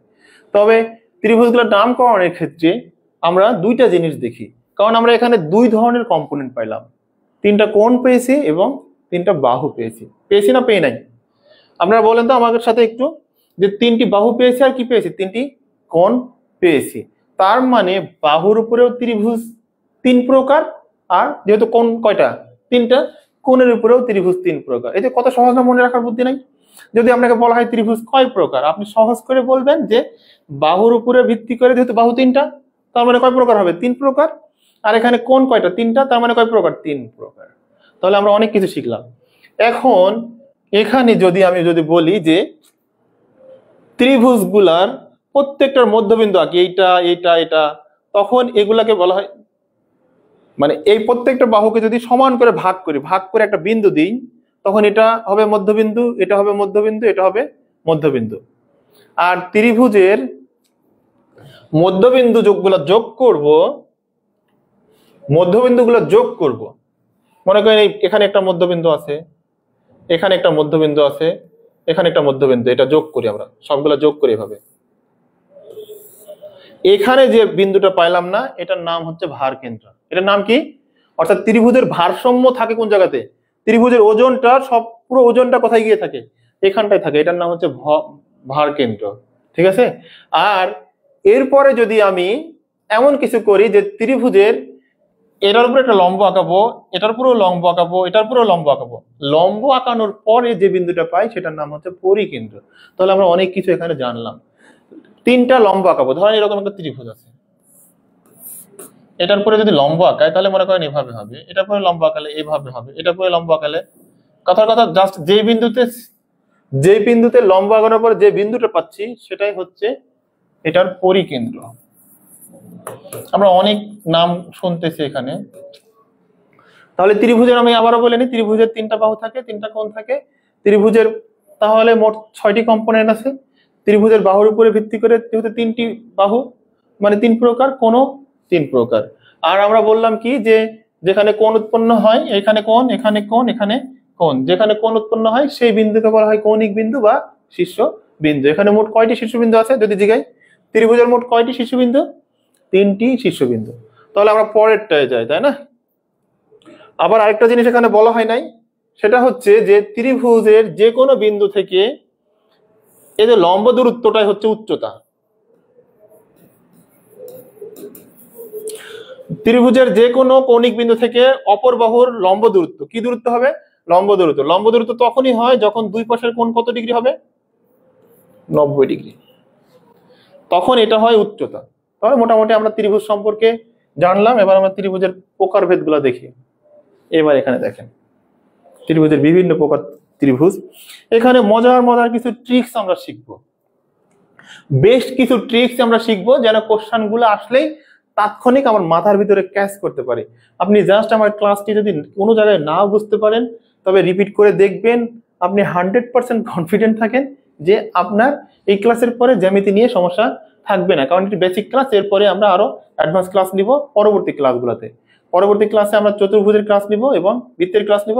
আমরা একটি ক্লাস নিব যেই ক্লাসে দেখাবো ত্রিভুজ, চতুর্ভুজ, বৃত্ত, আয়ত, যেই বলি না কেন, ত্রিভুজ, চতুর্ভুজ, বৃত্ত, ঘন, কোনো কিছুরই সূত্র মুখস্থ না করেই সূত্র প্রতিপাদন করা যায়, আপনার জাস্ট মনে থাকবেই থাকবেই। যেমন আমরা ত্রিভুজের ক্ষেত্রফল জানি root over of S into S minus S minus B S minus C বা হাফ এ বি, অনেক ধরনের সূত্র জানি না, এগুলো সবই আপনার মনে থাকবে, মুখস্থ করতে হবে না। আমরা ওইটা একটা ক্লাস নিয়ে দেখাবো। যেমন আমরা একটা ক্লাস নিয়েছিলাম যে গণিতের সূত্রাবলী, যেখানে একটি সূত্র মুখস্থ না করে সবগুলো সূত্র মনে রাখা যায়। তো এখানে আমরা দেখি ত্রিভুজ নিয়ে, ত্রিভুজের মোট কয়টি বাহু আছে? 3টি বাহু। এই বাহুর উপর ভিত্তি করে 3 প্রকার, কোণের উপরে ভিত্তি করে 3 প্রকার। সমবাহু মানে সবগুলা বাহু সমান, সমদ্বিবাহু মানে 2টা বাহু সমান, আর বিষম মানে একটা বাহু সমান না। সূক্ষ্মকোণী মানে সবগুলা কোণ সূক্ষ্মকোণ, মানে 90 থেকে ছোট। স্থূলকোণী মানে সব একটা কোণ কত? স্থূলকোণী ত্রিভুজের কয়টা কোণ স্থূলকোণ? একজন কমেন্ট করে জানাবেন কেউ। স্থূলকোণী ত্রিভুজের কয়টা কোণ স্থূলকোণ এবং সমকোণী ত্রিভুজের কয়টা কোণ সমকোণ? একজন কমেন্ট করেন তো। এই যে স্থূলকোণী ত্রিভুজের কয়টা কোণ স্থূলকোণ এবং সমকোণী ত্রিভুজের কয়টা কোণ সমকোণ? কমেন্ট করবেন কেউ প্লিজ। এখানে কয়টা কোণ সমকোণ হয়? এটাতে কয়টা কোণ সমকোণ হয় বলেন তো? এখানে কয়টা কোণ সমকোণ, এখানে কয়টা কোণ সমকোণ হবে? একজন কমেন্ট করেন প্লিজ। কমেন্ট করেন, কমেন্ট করে অন্তত জানান কয়টা কোণ স্থূলকোণ হবে এবং কয়টা কোণ সমকোণ হবে। সমকোণী ত্রিভুজের কয়টা কোণ সমকোণ, স্থূলকোণী ত্রিভুজের কয়টা কোণ স্থূলকোণ? আপনারা কমেন্ট করে জানান, আমি আপনাদের কমেন্টের অপেক্ষায় আছি। আপনারা কমেন্ট। সমকোণীতে একটা কোণ সমকোণ, সামিয়া আক্তার, থ্যাংক ইউ সামিয়া আক্তার। সমকোণী ত্রিভুজের একটা কোণ হচ্ছে সমকোণ। তাহলে স্থূলকোণী ত্রিভুজের কয়টা কোণ স্থূলকোণ হবে? একটু কমেন্ট করে জানান তো। স্থূলকোণী ত্রিভুজের বলেন। সামিয়া আক্তারকে অনেক অনেক ধন্যবাদ, অশেষ ধন্যবাদ, যে সমকোণী ত্রিভুজের একটা কোণ সমকোণ হয়। আর স্থূলকোণী ত্রিভুজের কয়টা কোণ স্থূলকোণ হবে? আমাদের এই ক্লাসগুলো যেহেতু বিষয়ভিত্তিক ক্লাস, এই কারণে ক্লাসগুলা একটু লেন্দি হতে পারে, কারণ আমরা চাই যে এই ক্লাসগুলো এমনভাবে করব যেন সলভ ক্লাসে আমরা দ্রুত করে দিতে পারি, যেন কথার কথা 25টা সমস্যা 30 মিনিটে সমাধান করতে পারি। আপনার এই ক্লাসগুলো যদি আপনি ওকে বলে ফেলতে পারেন, তাহলে আমাদের সমস্যা সমাধানে খুব কম সময়ের মধ্যে করতে পারবো। একটা কোণ সমকোণ ও একটা কোণ স্থূলকোণ, রাইট। সোহেল রানা বলেছে যে একটি কোণ সমকোণ, একটি কোণ স্থূলকোণ। কেন? আমরা এখানে একটু আলোচনা করি সমবাহু। এটা হচ্ছে সমবাহু ত্রিভুজ। যে ত্রিভুজের 3টা বাহু সমান তাকে বলা হয় সমবাহু ত্রিভুজ, আর যে ত্রিভুজের 2টা বাহু সমান তাকে বলা হয় সমদ্বিবাহু ত্রিভুজ। আর ত্রিভুজ হওয়ার কিছু শর্ত আছে। শর্ত কি? যদি মনে করেন এইটা আর এটা যোগ করে যদি এটা সমান হয়, মনে করেন এটা যোগ করলাম, কথা 2টা যোগ করে এতটুকু হয়েছে, আরো এইটা আবার এত বড় হয়েছে, তাহলে কি ত্রিভুজ হবে? হবে না। যোগ করলে, অর্থাৎ এটা যদি এ হয়, এটা বি হয়, এটা সি হয়, তার মানে এ আর বি যদি যোগ করি অবশ্যই সি এর থেকে বড় হতেই হবে। এটাকে বলা হয় গ্রেটার দেন। গ্রেটার দেন চিহ্নের ভেতরে যে থাকে সে বড়, আর মাথার উপরে যে থাকে সে ছোট। অর্থাৎ এ আর বি যদি যোগ করি, ত্রিভুজের 2টা বাহু যোগ করলে তৃতীয় বাহু অপেক্ষা বৃহত্তর হতেই হবে, তাছাড়া ত্রিভুজ উৎপন্ন হবে না। একইভাবে যদি বিয়োগ করি, তবে ওই 3 নম্বর বাহু থেকে কি হবে? ছোট হবে। তারপর মানে এখানে দেখেন এ মাইনাস সি ইকুয়াল টু কি হবে? অথবা আমি যদি এভাবে লিখি,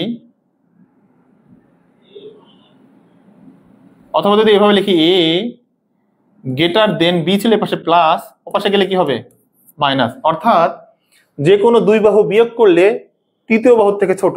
দেখেন এ মাথার উপরে আছে না, মাথার উপরে আছে মানে ও ছোট হয়ে যাচ্ছে আর এ বড় হচ্ছে। ত্রিভুজের শর্ত হচ্ছে যে যদি ত্রিভুজ আঁকতে হয় বা ত্রিভুজ হওয়ার শর্ত যে কোনো দুই বাহু যোগ করলে তার অপর বাহু অপেক্ষা বৃহত্তর, এটি একটি উপপাদ্য। আবার বিয়োগ করলে অন্যটার থেকে ছোট হয়, এটি একটু শিখলাম আমরা, তাই না? তাহলে আমরা আরেকটা দেখি। সূক্ষ্মকোণী, স্থূলকোণী, সমকোণী। আমরা জানি সমকোণী ত্রিভুজ আমরা একেবারে ডিটেলস শিখে নেবো, এরপরে ত্রিভুজ নিয়ে আর কখনোই আপনার সমস্যা হবে না, হবে না, হবে না, কখনোই সমস্যা হবে না। এটা মনে করেন, সরি, এটি মনে করেন একটি ত্রিভুজ। এটি কি ত্রিভুজ? সমকোণী ত্রিভুজ। সমকোণী ত্রিভুজ কখন হয়, বা আমি সমকোণী মনে করেন নিলাম, সমকোণ নিলাম, এটা কত ডিগ্রি? 90 ডিগ্রি। বা আমি যদি এভাবে আঁকাই, এটা কত ডিগ্রি? 90 ডিগ্রি। একটা কোণ 90 ডিগ্রি হয়ে গেছে, অলরেডি 90 ডিগ্রি। এবং আমরা জানি ত্রিভুজের তিন কোণের সমষ্টি 180। এখন যদি আরো একটিকে 90 ডিগ্রি করে ফেলেন তাহলে 90 আর 90 কত হইল? 180 ডিগ্রি। তার মানে হচ্ছে যে আপনি ত্রিভুজের দুইটি কোণকে কখনোই সমকোণ করতে পারবেন না। কেন পারবেন না? যদি দুইটি কোণ একসাথে সমকোণ করে ফেলেন তখন আপনার ত্রিভুজ উৎপন্ন আর হবেই না, কারণ আরেকটি কোণ শূন্য হয়ে যাবে, তখন এটা কি হয়ে যাবে? একটি সরল রেখা হয়ে যাবে। হবে না? হবে না? হবে, কারণ আমরা জানি এক সরল রেখা সমান সমান 180 ডিগ্রি। তাহলে এখানে দেখলাম আমরা কেন সমকোণী ত্রিভুজের একটি কোণ সমকোণ হয়। কারণ আমরা জানি যে একটা কোণ যদি সমকোণ না হয় অন্য আরেকটি কোণ সমকোণ করলে ত্রিভুজ উৎপন্ন হবে না, এই কারণে সমকোণী ত্রিভুজের একটি কোণ শুধু সমকোণ। একইভাবে যদি স্থূলকোণ করেন, এটা মনে করেন স্থূল মানে কি 90 থেকে বড়, তার মানে আপনি এভাবে আঁকেন, কথার কথা এভাবে আঁকেন, এটা 90 থেকে বড়, বড় না? বড়। এখন দুইটা কোণ যদি স্থূলকোণ হয় তার মানে কি 90 থেকে বড় মানে 100, কথার কথা, আরো একটা 100, তার মানে কত হলো? 100, 100 কত হইল? 200। তার মানে হচ্ছে যে আপনি যখন দুইটি কোণ স্থূলকোণ করবেন তার মানে কি হবে না? ত্রিভুজ উৎপন্ন হবেই না। ত্রিভুজ উৎপন্ন না হইলে তো আমি তো সূক্ষ্মকোণী স্থূলকোণী কোন ত্রিভুজ ডাকতে পারবো না, কারণ ত্রিভুজ উৎপন্ন হওয়ার পরে তার নাম দিচ্ছি, বাহুর উপরে ভিত্তি করে নাম দিচ্ছি। ধরেন আপনার সন্তানই নাই, সেক্ষেত্রে কি সন্তানের নাম দেওয়া যায়? যায় না। তার মানে সন্তানের নাম দিতে গেলে আগে সন্তান থাকতে হবে, তারপরে কি তার নাম দিতে হবে। একইভাবে আগে কোণ ত্রিভুজ থাকতে হবে, তারপরে না তাদের আচরণ দেখে, তাদের বিভিন্ন ক্যারেক্টারিস্টিক্স বৈশিষ্ট্য দেখে তাকে নাম দিব আমরা। কখনো নামে ডাকবো সমবাহু, কখনো নামে ডাকবো সমকোণী, কখনো নামে ডাকবো সমকোণী, হ্যাঁ হ্যাঁ, কখনো সমকোণী বা কখনো সমদ্বিবাহ। তাহলে আমরা দেখেন অনেক পয়েন্ট অতিক্রম করে ফেলেছি। তার মানে এখানে জাস্ট একটা কোণ হতে হবে। কয়টা কোণ? একটা কোণ। আর সূক্ষ্মকোণী ত্রিভুজের তিনটা কোণই সূক্ষ্মকোণ, তিনটা কোণই সূক্ষ্মকোণ। তাহলে এখানে আমরা দেখি সমবাহু ত্রিভুজের তিনটা বাহুই সমান, তিনটা বাহুই সমান, সবগুলাই সমান। আমি জাস্ট প্রমাণ করবো না, আমি জাস্ট তাত্ত্বিকালি দেখাচ্ছি এই বিষয়গুলো। তিনটা কোণ সমান এখানে, আর তিন কোণ সমান সমান কত জানি আমরা? 180 ডিগ্রি। যেহেতু তিনটা বাহুই সমান তার মানে এরা সবগুলাই সমান হতে হবে। এটা সমান সমান হবে 60 ডিগ্রি। দেখতে পাচ্ছেন কি আপনারা এটা? অর্থাৎ সমবাহু ত্রিভুজের ক্ষেত্রে 180 degree by 3 equal to 60 degree. অর্থাৎ প্রত্যেকটা কোণ হয় সমবাহু ত্রিভুজের 60 ডিগ্রি। এই অঙ্কগুলো আপনার কাছে মনে হচ্ছে যে আমি জাস্ট কথা বলছি, বকাল্লা বকতেছি, এমন না। এই অঙ্কগুলো আসে বিসিএস এ, আসে প্রাইমারিতে, আসে প্রধান শিক্ষকে, পিএইচডি, সব জায়গাতে অঙ্কগুলো আসবে। আপনি দেখবেন যে অঙ্কগুলো আসে। অর্থাৎ সমবাহু ত্রিভুজের একটি কোণ যদি 60 ডিগ্রি হয়, বা আপনাকে যদি বলা হয় যে সমবাহু ত্রিভুজের একটি কোণের মান কত হবে, তখন আপনাকে চোখ বুঝে বলে দিতে হবে 180 থেকে 3 দিয়ে ভাগ করলে 80 কে হয় 60। অর্থাৎ এই সবগুলা কোণ কত ডিগ্রি? 60 ডিগ্রি। তার মানে হলো যেই সমবাহু ত্রিভুজ সেই হলো সূক্ষ্মকোণী ত্রিভুজ। কি কারণে? কারণ প্রত্যেকটা কোণই হলো 90 ডিগ্রি থেকে ছোট।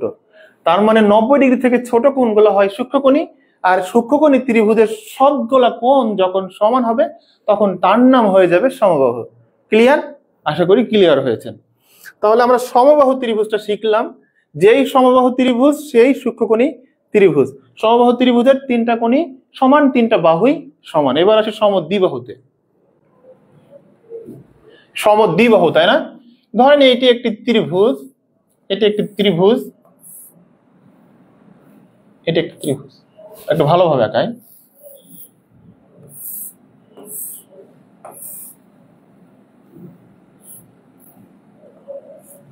এটা মনে করেন সমদ্বিবাহু ত্রিভুজ। এটা এ, এটা বি, এটা সি, কথার কথা। এটা যদি এ হয়, এটাও কি এ, মানে দুইটা বাহু এখানে সমান। কয়টা বাহু সমান বললাম? দুইটা বাহু সমান। যখন সমদ্বিবাহু ত্রিভুজের দুইটা বাহু সমান হয়, তখন এদের বাহুদ্বয়ের বিপরীত কোণদ্বয় পরস্পর সমান হবে। অর্থাৎ এই বাহু আর এই বাহুর বিপরীত কোণ কি? এটা এটা সমান হলে এটাও সমান হবে।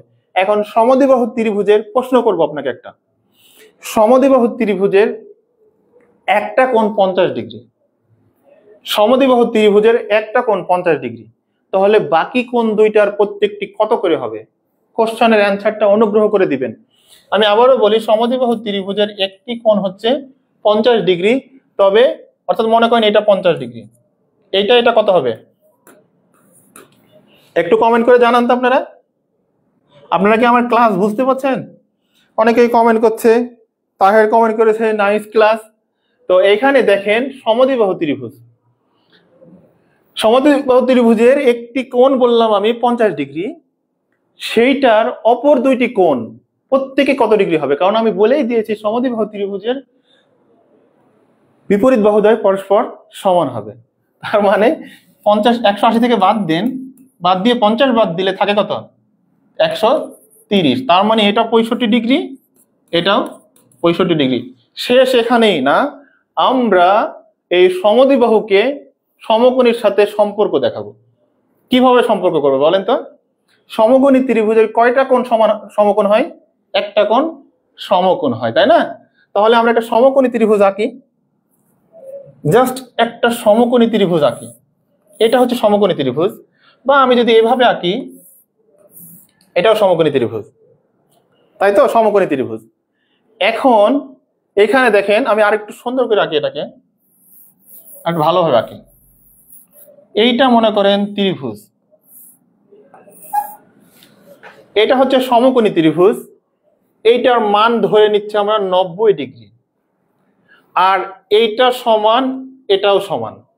এটা যদি এ হয়, এটাও এ, অর্থাৎ এইটা যদি 10 সেন্টিমিটার, এটা 10 সেন্টিমিটার, এটা যদি মনে করেন 10 মিটার, এটাও 10 মিটার, যাই হোক না কেন, ধরে নিলাম এটা এ, এটাও এ। আর এটা আরেকটা ধরলাম, কথার কথা, এটার নাম ধরলাম এ সি, আর এটা এ, এটা বি, এটা সি, কথার কথা। তাহলে এটা যেহেতু সমান, আমরা জানি সমদ্বিবাহু ত্রিভুজের দুইটা বাহু যদি সমান হয়, তখন তাকে বলা হয় সমদ্বিবাহু ত্রিভুজ। আবার সমকোণী ত্রিভুজের ক্ষেত্রে আমরা জানি যে এখানে কিন্তু বিসিএস বা বিভিন্ন জায়গায় একটা কোশ্চেন থাকেই থাকে।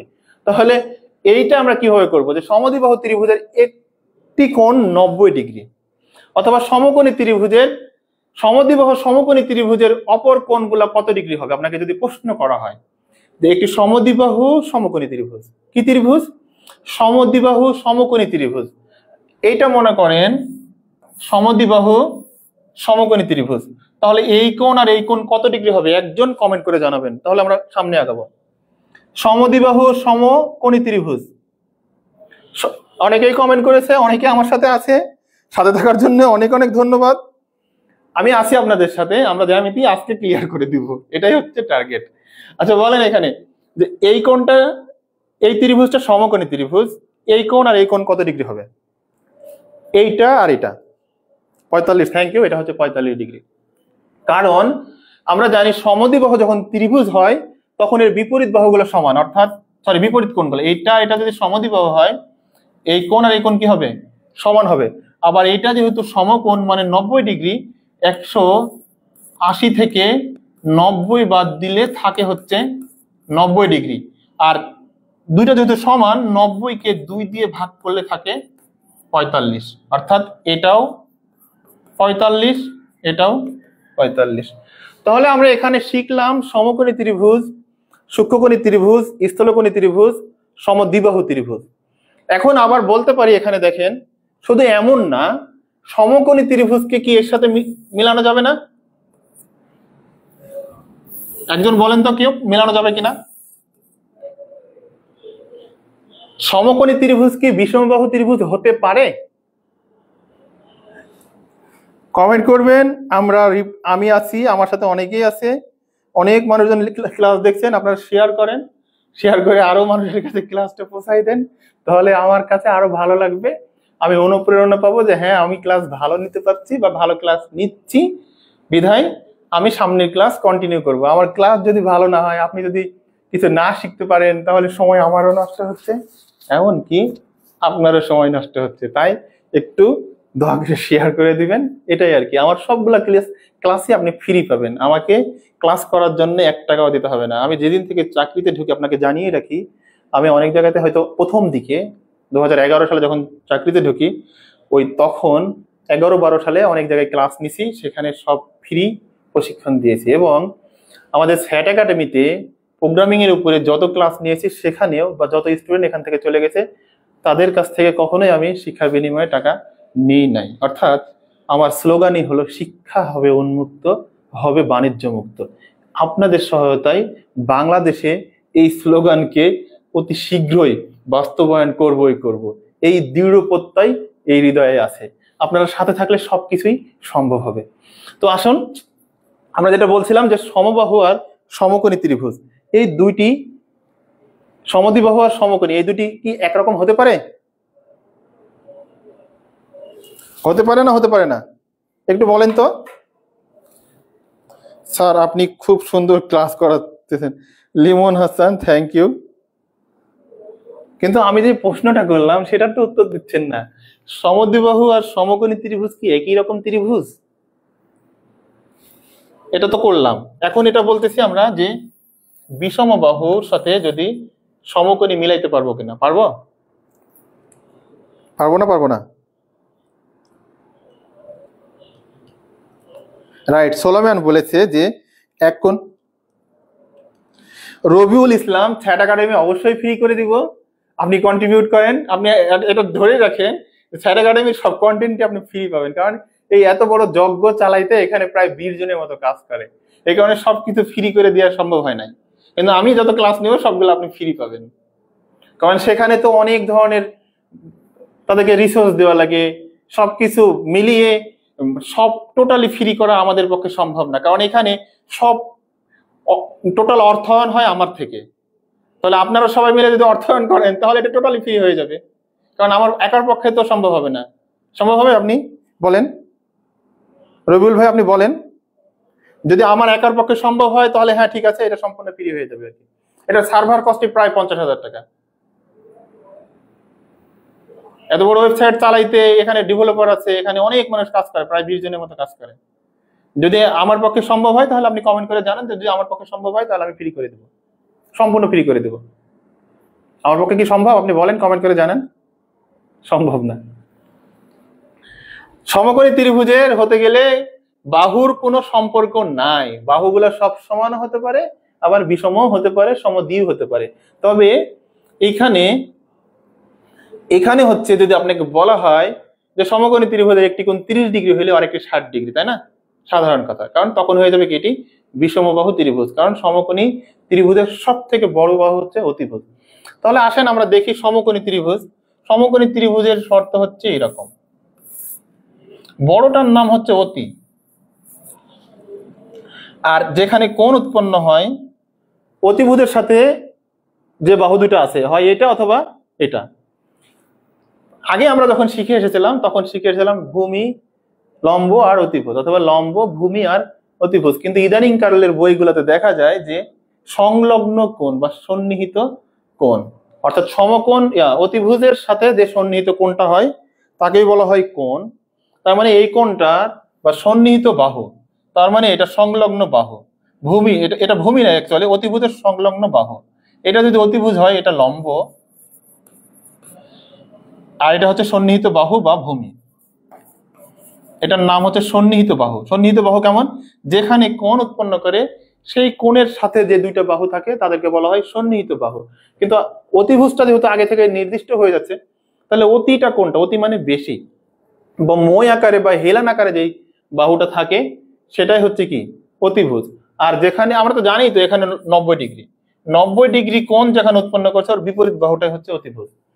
আর অতিভুজের ক্ষেত্রে যদি কোণটা এখানে তৈরি হয় তাহলে এটা ভূমি, আর কোণটা যদি এখানে তৈরি হয় তাহলে এটা, এখানে যদি থিটা কোণ উৎপন্ন হয়, থিটা জাস্ট একটা বোঝাচ্ছে, থিটা জাস্ট কোণটা, এটা একটি কোণ প্রকাশের একটি সাইন, গ্রিক সাইন, এই সাইন দিয়ে বা চিহ্ন দিয়ে কোণকে প্রকাশ করে।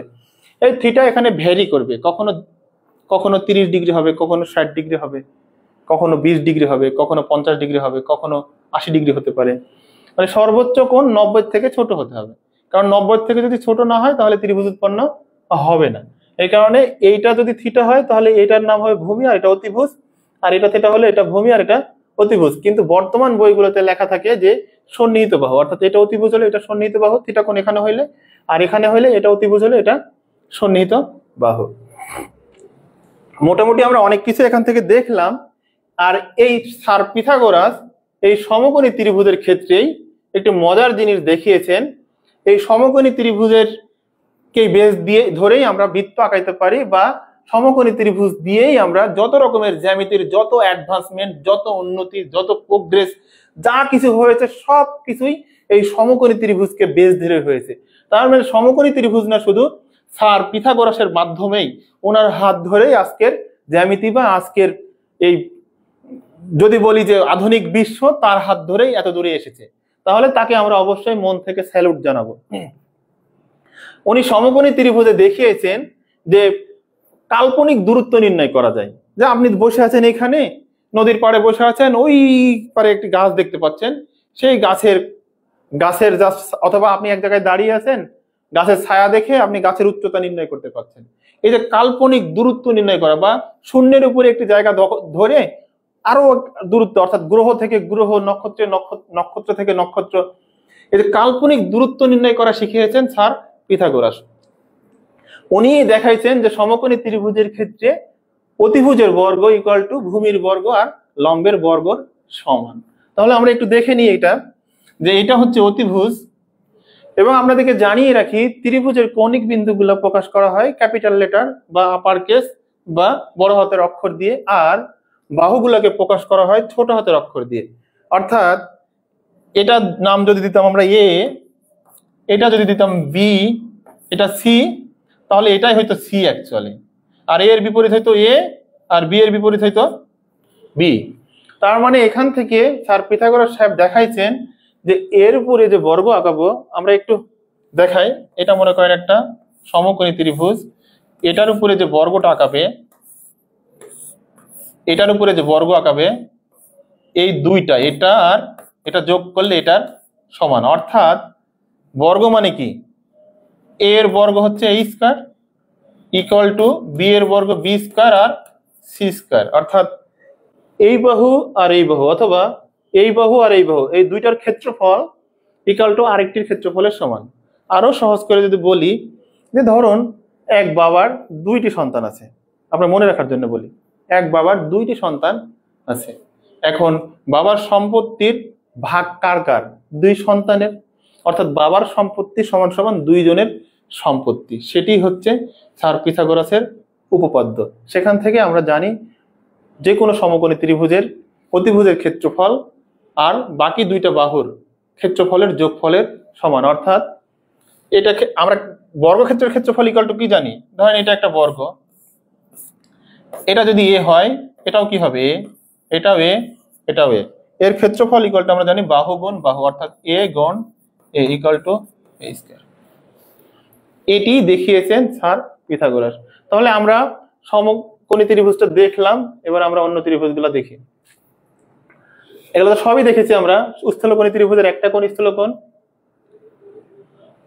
ত্রিভুজের প্রকারভেদ দেখেছি আমরা, তারপরে ত্রিভুজের বহিস্থ কোণ। এবার এখানে মজার বিষয় আসছে আমরা, তাই না? এখানে দেখেন ত্রিভুজের বহিস্থ কোণ অন্তস্থ বিপরীত দুই কোণের সমষ্টির সমান, একটি উপপাদ্য। ত্রিভুজের বহিস্থ কোণ অন্তস্থ বিপরীত দুই কোণের সমষ্টির সমান, অথবা ত্রিভুজের বহিস্থ কোণ অন্তস্থ বিপরীত যে কোন একটি কোণের থেকে বড়। এখানে একটা ত্রিভুজ দেখেন, এটাকে বাড়াই দিলাম আমরা, ত্রিভুজের বাইরে যে কোণ উৎপন্ন হয় সেটা হচ্ছে বহিস্থ কোণ। অর্থাৎ যে কোনো একটা রেখাকে বর্ধিত করলে, এখানে বর্ধিত করলাম না, এটা হচ্ছে বহিস্থ কোণ। এই কোণটা এই কোণ আর এই কোণের সমান, আবার এই কোণটা এই কোণ আর এই কোণের সমষ্টির সমান। কিভাবে হয় দেখি আমরা একটু। যেমন দেখেন এটা ত্রিভুজ, এই কোণটা এইটা আর এটার সমান, তাই না? বলছে না? তাহলে আমি জাস্ট এইটা ইকুয়াল টু এইটা আর এটার যোগফলের সমান। কিভাবে হয় যোগফলের সমান? কারণ আমরা জানি যে এক সরল কোণ ইকুয়াল টু 180 ডিগ্রি, অর্থাৎ এক সরল কোণ মানে 180 ডিগ্রি, অর্থাৎ এইটা একটু ভালোভাবে দেখবেন, এই টোটালটা মানে 180 ডিগ্রি। ত্রিভুজের তিন কোণের সমষ্টি কি জানি 180 ডিগ্রি। এখনো দেখায় নাই, জাস্ট মুখস্থ রাখেন, যখন দেখাবো তখন দেখবেন। তিন কোণের সমষ্টি হচ্ছে 180 ডিগ্রি। তাহলে তিন কোণ মানে কি? এইটা, এইটা আর এটা, তিনটা মিলেই তো 180 ডিগ্রি, তাই না?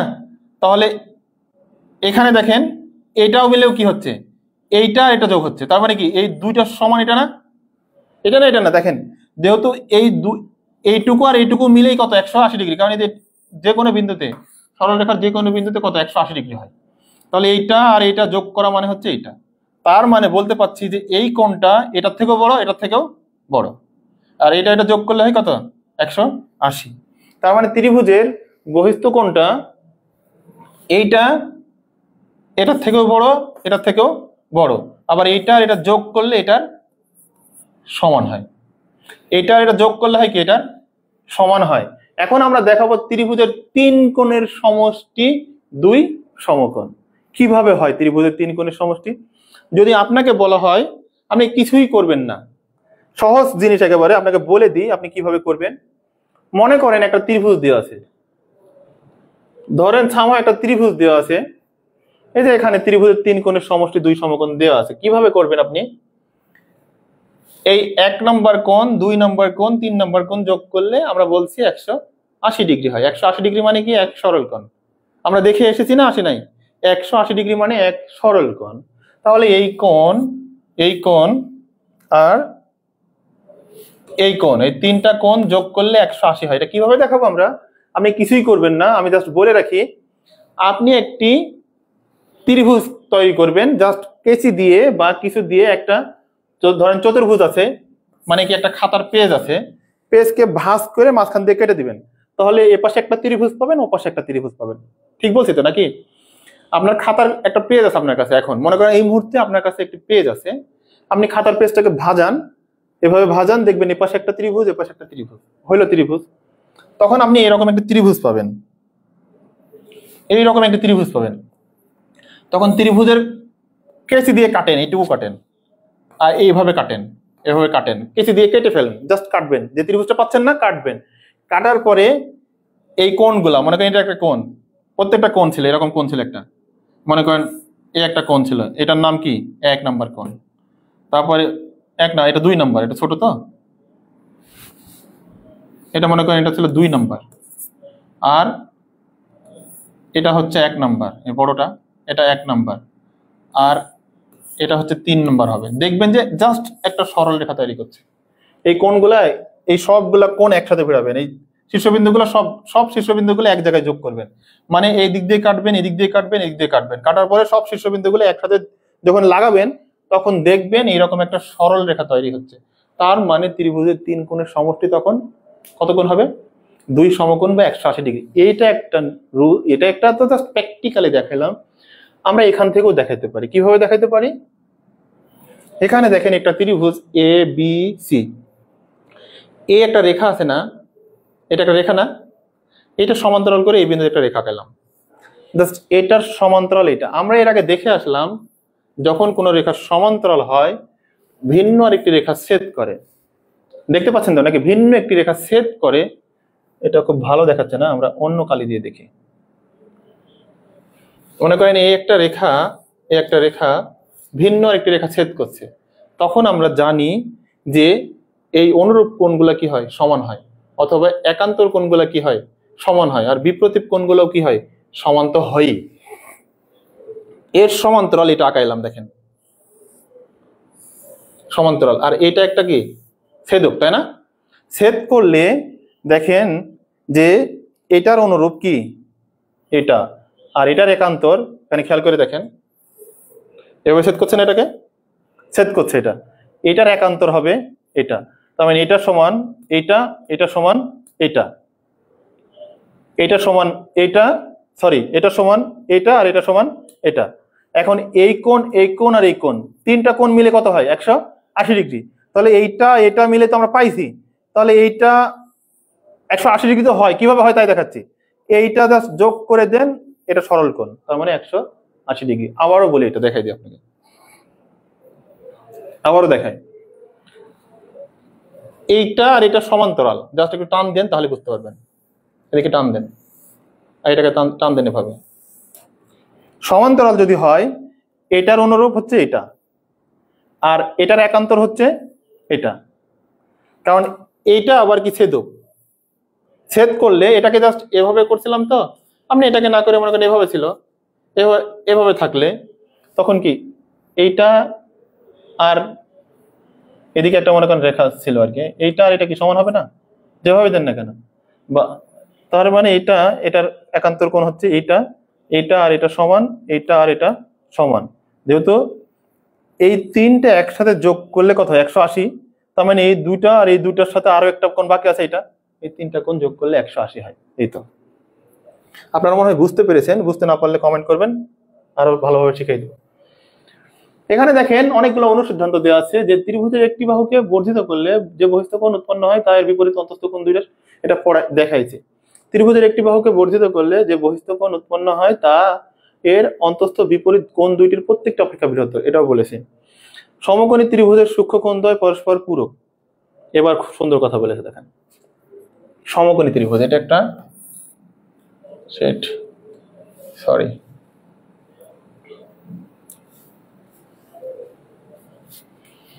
এখানে বলা হচ্ছে, দেখেন সমকোণী ত্রিভুজ, আমরা অন্য কালার ইউজ করি,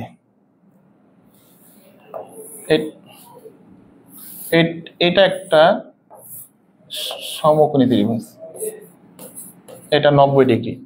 বলতে সমকোণী ত্রিভুজের সূক্ষ্ম কোণদ্বয় একে অপরের পূরক। পূরক কোণ হতে গেলে দুইটা কোণের সমষ্টি কত হতে হয়?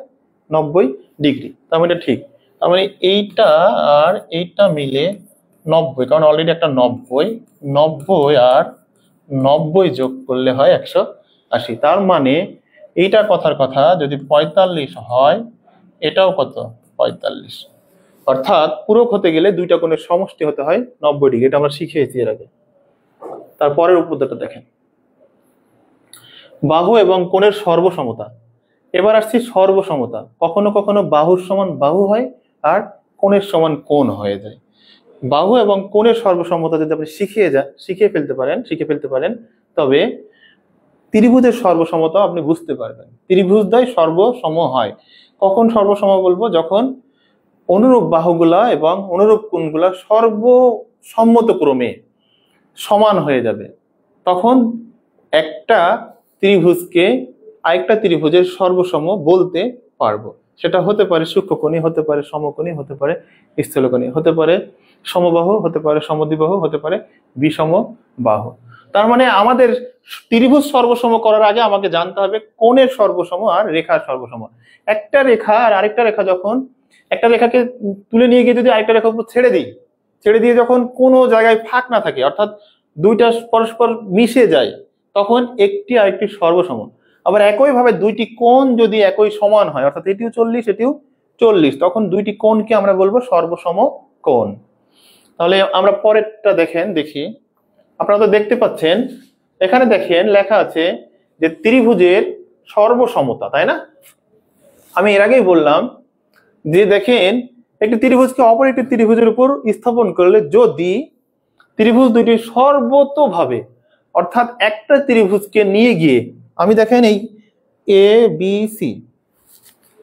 বি সি এই ত্রিভুজকে ডিইএফ এর সাথে বলছি সর্বসম হবে। কখন হবে? যদি এটাকে তুলে নিয়ে গিয়ে এখানে ছেড়ে দিই, যদি সর্বতোভাবে মিলে যায়। দেখেন তো মিলে কিনা দেখি তো আমরা এটাকে এরপরে ছেড়ে দিই, এটাকে ধরেন ছেড়ে দিলাম, এরপরে যাচ্ছে না কেন? কাজ হলো না কেন?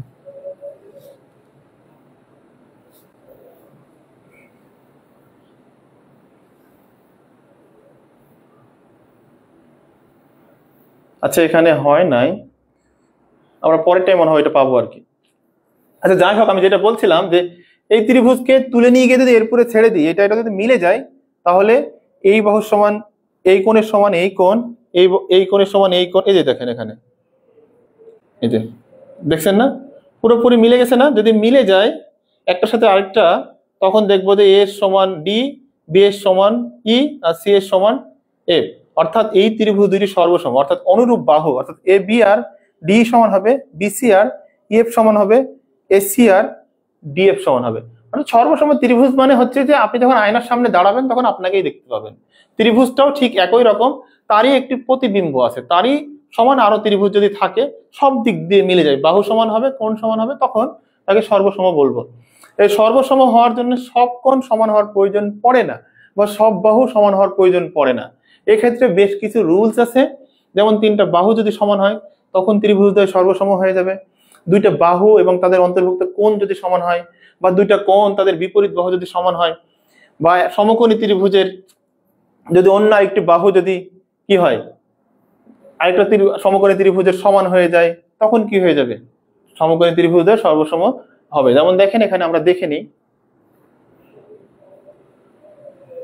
আপনাদেরকে বলে রাখি যে আমার পুরো ক্লাসের স্লাইড আছে আমাদের 20 দিনে গণিত জয় কোর্সের মধ্যে, স্লাইডটা পাবেন আপনি। দেখেন এখানে বাহু কোণ বাহু, অর্থাৎ একটা ত্রিভুজের একটা বাহু আর একটা বাহু, দুইটা বাহু, এই ত্রিভুজের একটা বাহু একটা বাহু, এবং এদের অন্তর্ভুক্ত কোণ বা এদের এদের সন্নিহিত কোণ, বা এদের মাধ্যমে যেটা কোণ উৎপন্ন হচ্ছে সেই কোণ। এই কৌণিক বিন্দুর দুই পাশে দুইটা বাহু আছে, অর্থাৎ একটা কোণের দুইটা সন্নিহিত বাহু আর একটা ত্রিভুজের একটি কোণের দুইটি সন্নিহিত বাহু যদি পরস্পর সমান হয়, তবে ত্রিভুজদ্বয় সর্বসম হবে। তখন কি হবে? এ কোণের সমান ডি হবে আর সি কোণের সমান এফ হবে, অর্থাৎ ডি এফ এর সমান হবে এসি। আরেকটা দেখেন, যদি কোনো ত্রিভুজের দুইটি বাহু পরস্পর সমান হয়, অর্থাৎ এটা কিন্তু আমি প্রথমে দেখিয়েছিলাম যে যে ত্রিভুজের দুইটি বাহু সমান তার বিপরীত দুইটি কোণ সমান, যে ত্রিভুজের তিনটি বাহু সমান তার তিনটি কোণই সমান, এটা দেখিয়েছি আমি, এটা আমি না বলি। এখানে দেখেন, যদি কোনো ত্রিভুজের দুইটি কোণ পরস্পর সমান হয়, অর্থাৎ যখন দুইটা বাহু সমান হবে তখন দুইটা কোণ, তার বিপরীত দুইটা কোণ সমান হবে, আর যখন দুইটা কোণ সমান হবে তখন তার সংলগ্ন বিপরীত দুইটা বাহু কি হয়ে যাবে? সমান হবে। অর্থাৎ মনে করেন এই কোণ আর এই কোণ সমান, বি কোণ আর সি কোণ সমান হইলে তখন এ বি আর এসি পরস্পর সমান হবে। এতগুলো তো প্রমাণ করে দেখাইতে পারবো না আমি, কারণ দেখাইতে গেলে অনেক সময় লাগবে। কেউ যদি কোনোটা যদি জানতে চান তবে আমাকে কমেন্ট করে রাখবেন, পরবর্তী ক্লাসে যদি আগ্রহ থাকে তাহলে আমি ওইটা নিয়ে আলোচনা করব। ঠিক আছে, তাহলে 9 নম্বরটা দেখি আমরা, উপপাদ্য। এখানে বলছে যে যদি একটি ত্রিভুজের 3 বাহু অপর একটি ত্রিভুজের 3 বাহু সমান হয়, আমি তো বলেই দিলাম, যখন একটি ত্রিভুজের 2 বাহু এবং এদের মধ্যবর্তী কোণ, অথবা কি একটা কোণ দুইটা বাহু, বা 2 বাহু একটা কোণ, অথবা দুইটা কোণ একটা বাহু সমান হয়, তখন ত্রিভুজের সর্বসম হবে, অথবা 3টা বাহু সমান হলেও সর্বসম হবে। আচ্ছা যাই হোক, আপনারা কি ক্লাসগুলো বুঝতে পারছেন?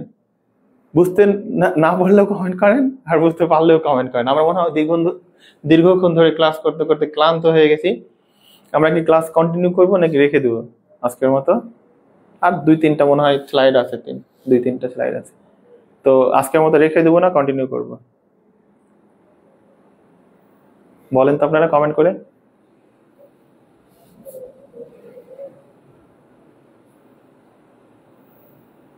বুঝতে পারছে? জি থ্যাংক ইউ, আরিফ বলেছে বুঝতে পারছে।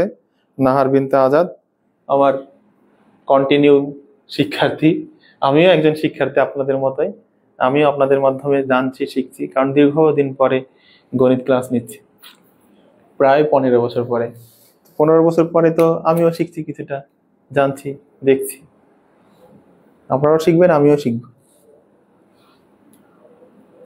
পারতাছি 3টি বাহু 2টি বাহু, একজন সুলেমান বলছে 3টি বাহু 2 বাহু একটি কোণ, একটি বাহু 2টি কোণ সর্বসম, তবে 3টি কোণ সমান হলে ত্রিভুজটি সর্বসম নাও হতে পারে। রাইট, এখানে বলছে 3টি কোণ যদি সমান হয় তখন ত্রিভুজটি সর্বসম নাও হতে পারে, তবে সুলেমানের এখানে বলে দিই আমি, 3টি কোণ সমান হবে না, কিন্তু ত্রিভুজটি সদৃশ হবে, সদৃশ কোণী ত্রিভুজ হবে। তখন কি হবে? সদৃশ কোণী ত্রিভুজ হবে, মানে একটির সাথে আরেকটি কোণ সদৃশ কোণী ত্রিভুজ হবে। অর্থাৎ একটি ত্রিভুজ যে হারে বাড়বে অপর একটি ত্রিভুজের সে হারেই বাড়বে, ওদের অনুপাত পরস্পর সমান হবে। একটা ত্রিভুজের ক্ষেত্রফল যদি কথার কথা 3 গুণ বাড়ে, আর একটা ক্ষেত্রফল ঠিক ওইভাবেই বাড়তে থাকবে। এটি সদৃশকোণী ত্রিভুজের শর্ত। তো যাই হোক, আমরা তো এটা দেখলাম, পরেরটা যাই। এখানে বলছে দুইটি কোণ এদের সংলগ্ন বাহু যদি সমান হয়, অর্থাৎ দুইটা কোণ একটা বাহু, দুইটা কোণ আর এদের বাহু, অথবা দুইটা বাহু একটা কোণ, অথবা তিনটা বাহুই যদি সমান হয় ত্রিভুজ দ্বয় সর্বসম হবে। আবার বলছে অতিভুজ আর বাহু। বলছে এখানে যে একটা সমকোণী ত্রিভুজের, আমরা জানি তো সমকোণী মানে কি, সেখানে একটা কোণ অবশ্যই 90 ডিগ্রি হতেই হবে। 90 ডিগ্রি কি হতে হবে? হতেই হবে। সমকোণী ত্রিভুজের ক্ষেত্রে একটি কোণ 90 ডিগ্রি, আর অপর দুই বাহু অতিভুজের সাথে যদি আরো একটি বাহু যদি মিলে যায়, তখন ত্রিভুজের সর্বসম হবে। অর্থাৎ বাকিটা তো এমনি সমান হবে। অর্থাৎ এ কোণ ইকুয়াল টু ডি কোণ, আর এফ কোণ ইকুয়াল টু সি কোণ। এই কোণকে লেখা হয় বি এ সি অথবা সি এ বি। তাহলে ত্রিভুজের সর্বসম হবে। এখানে দেখেন, আমরা এটা বলেছি, ত্রিভুজের যে কোনো দুই বাহু যদি যোগ করা হয় তবে কি হয়? ত্রিভুজের যে কোনো দুই বাহু যোগ করলে তৃতীয় বাহু অপেক্ষা বৃহত্তর হবে। আবার যদি বিয়োগ করা হয় তবে তৃতীয় বাহু অপেক্ষা ছোট হবে। আবার যদি এটা বলা হয় যে যদি কোনো ত্রিভুজের যে কোণটা বড় তার বিপরীত বাহুটা বড়। এটা একটু বলে নি আপনাদেরকে, এটা একটু দেখাই দিই আমি।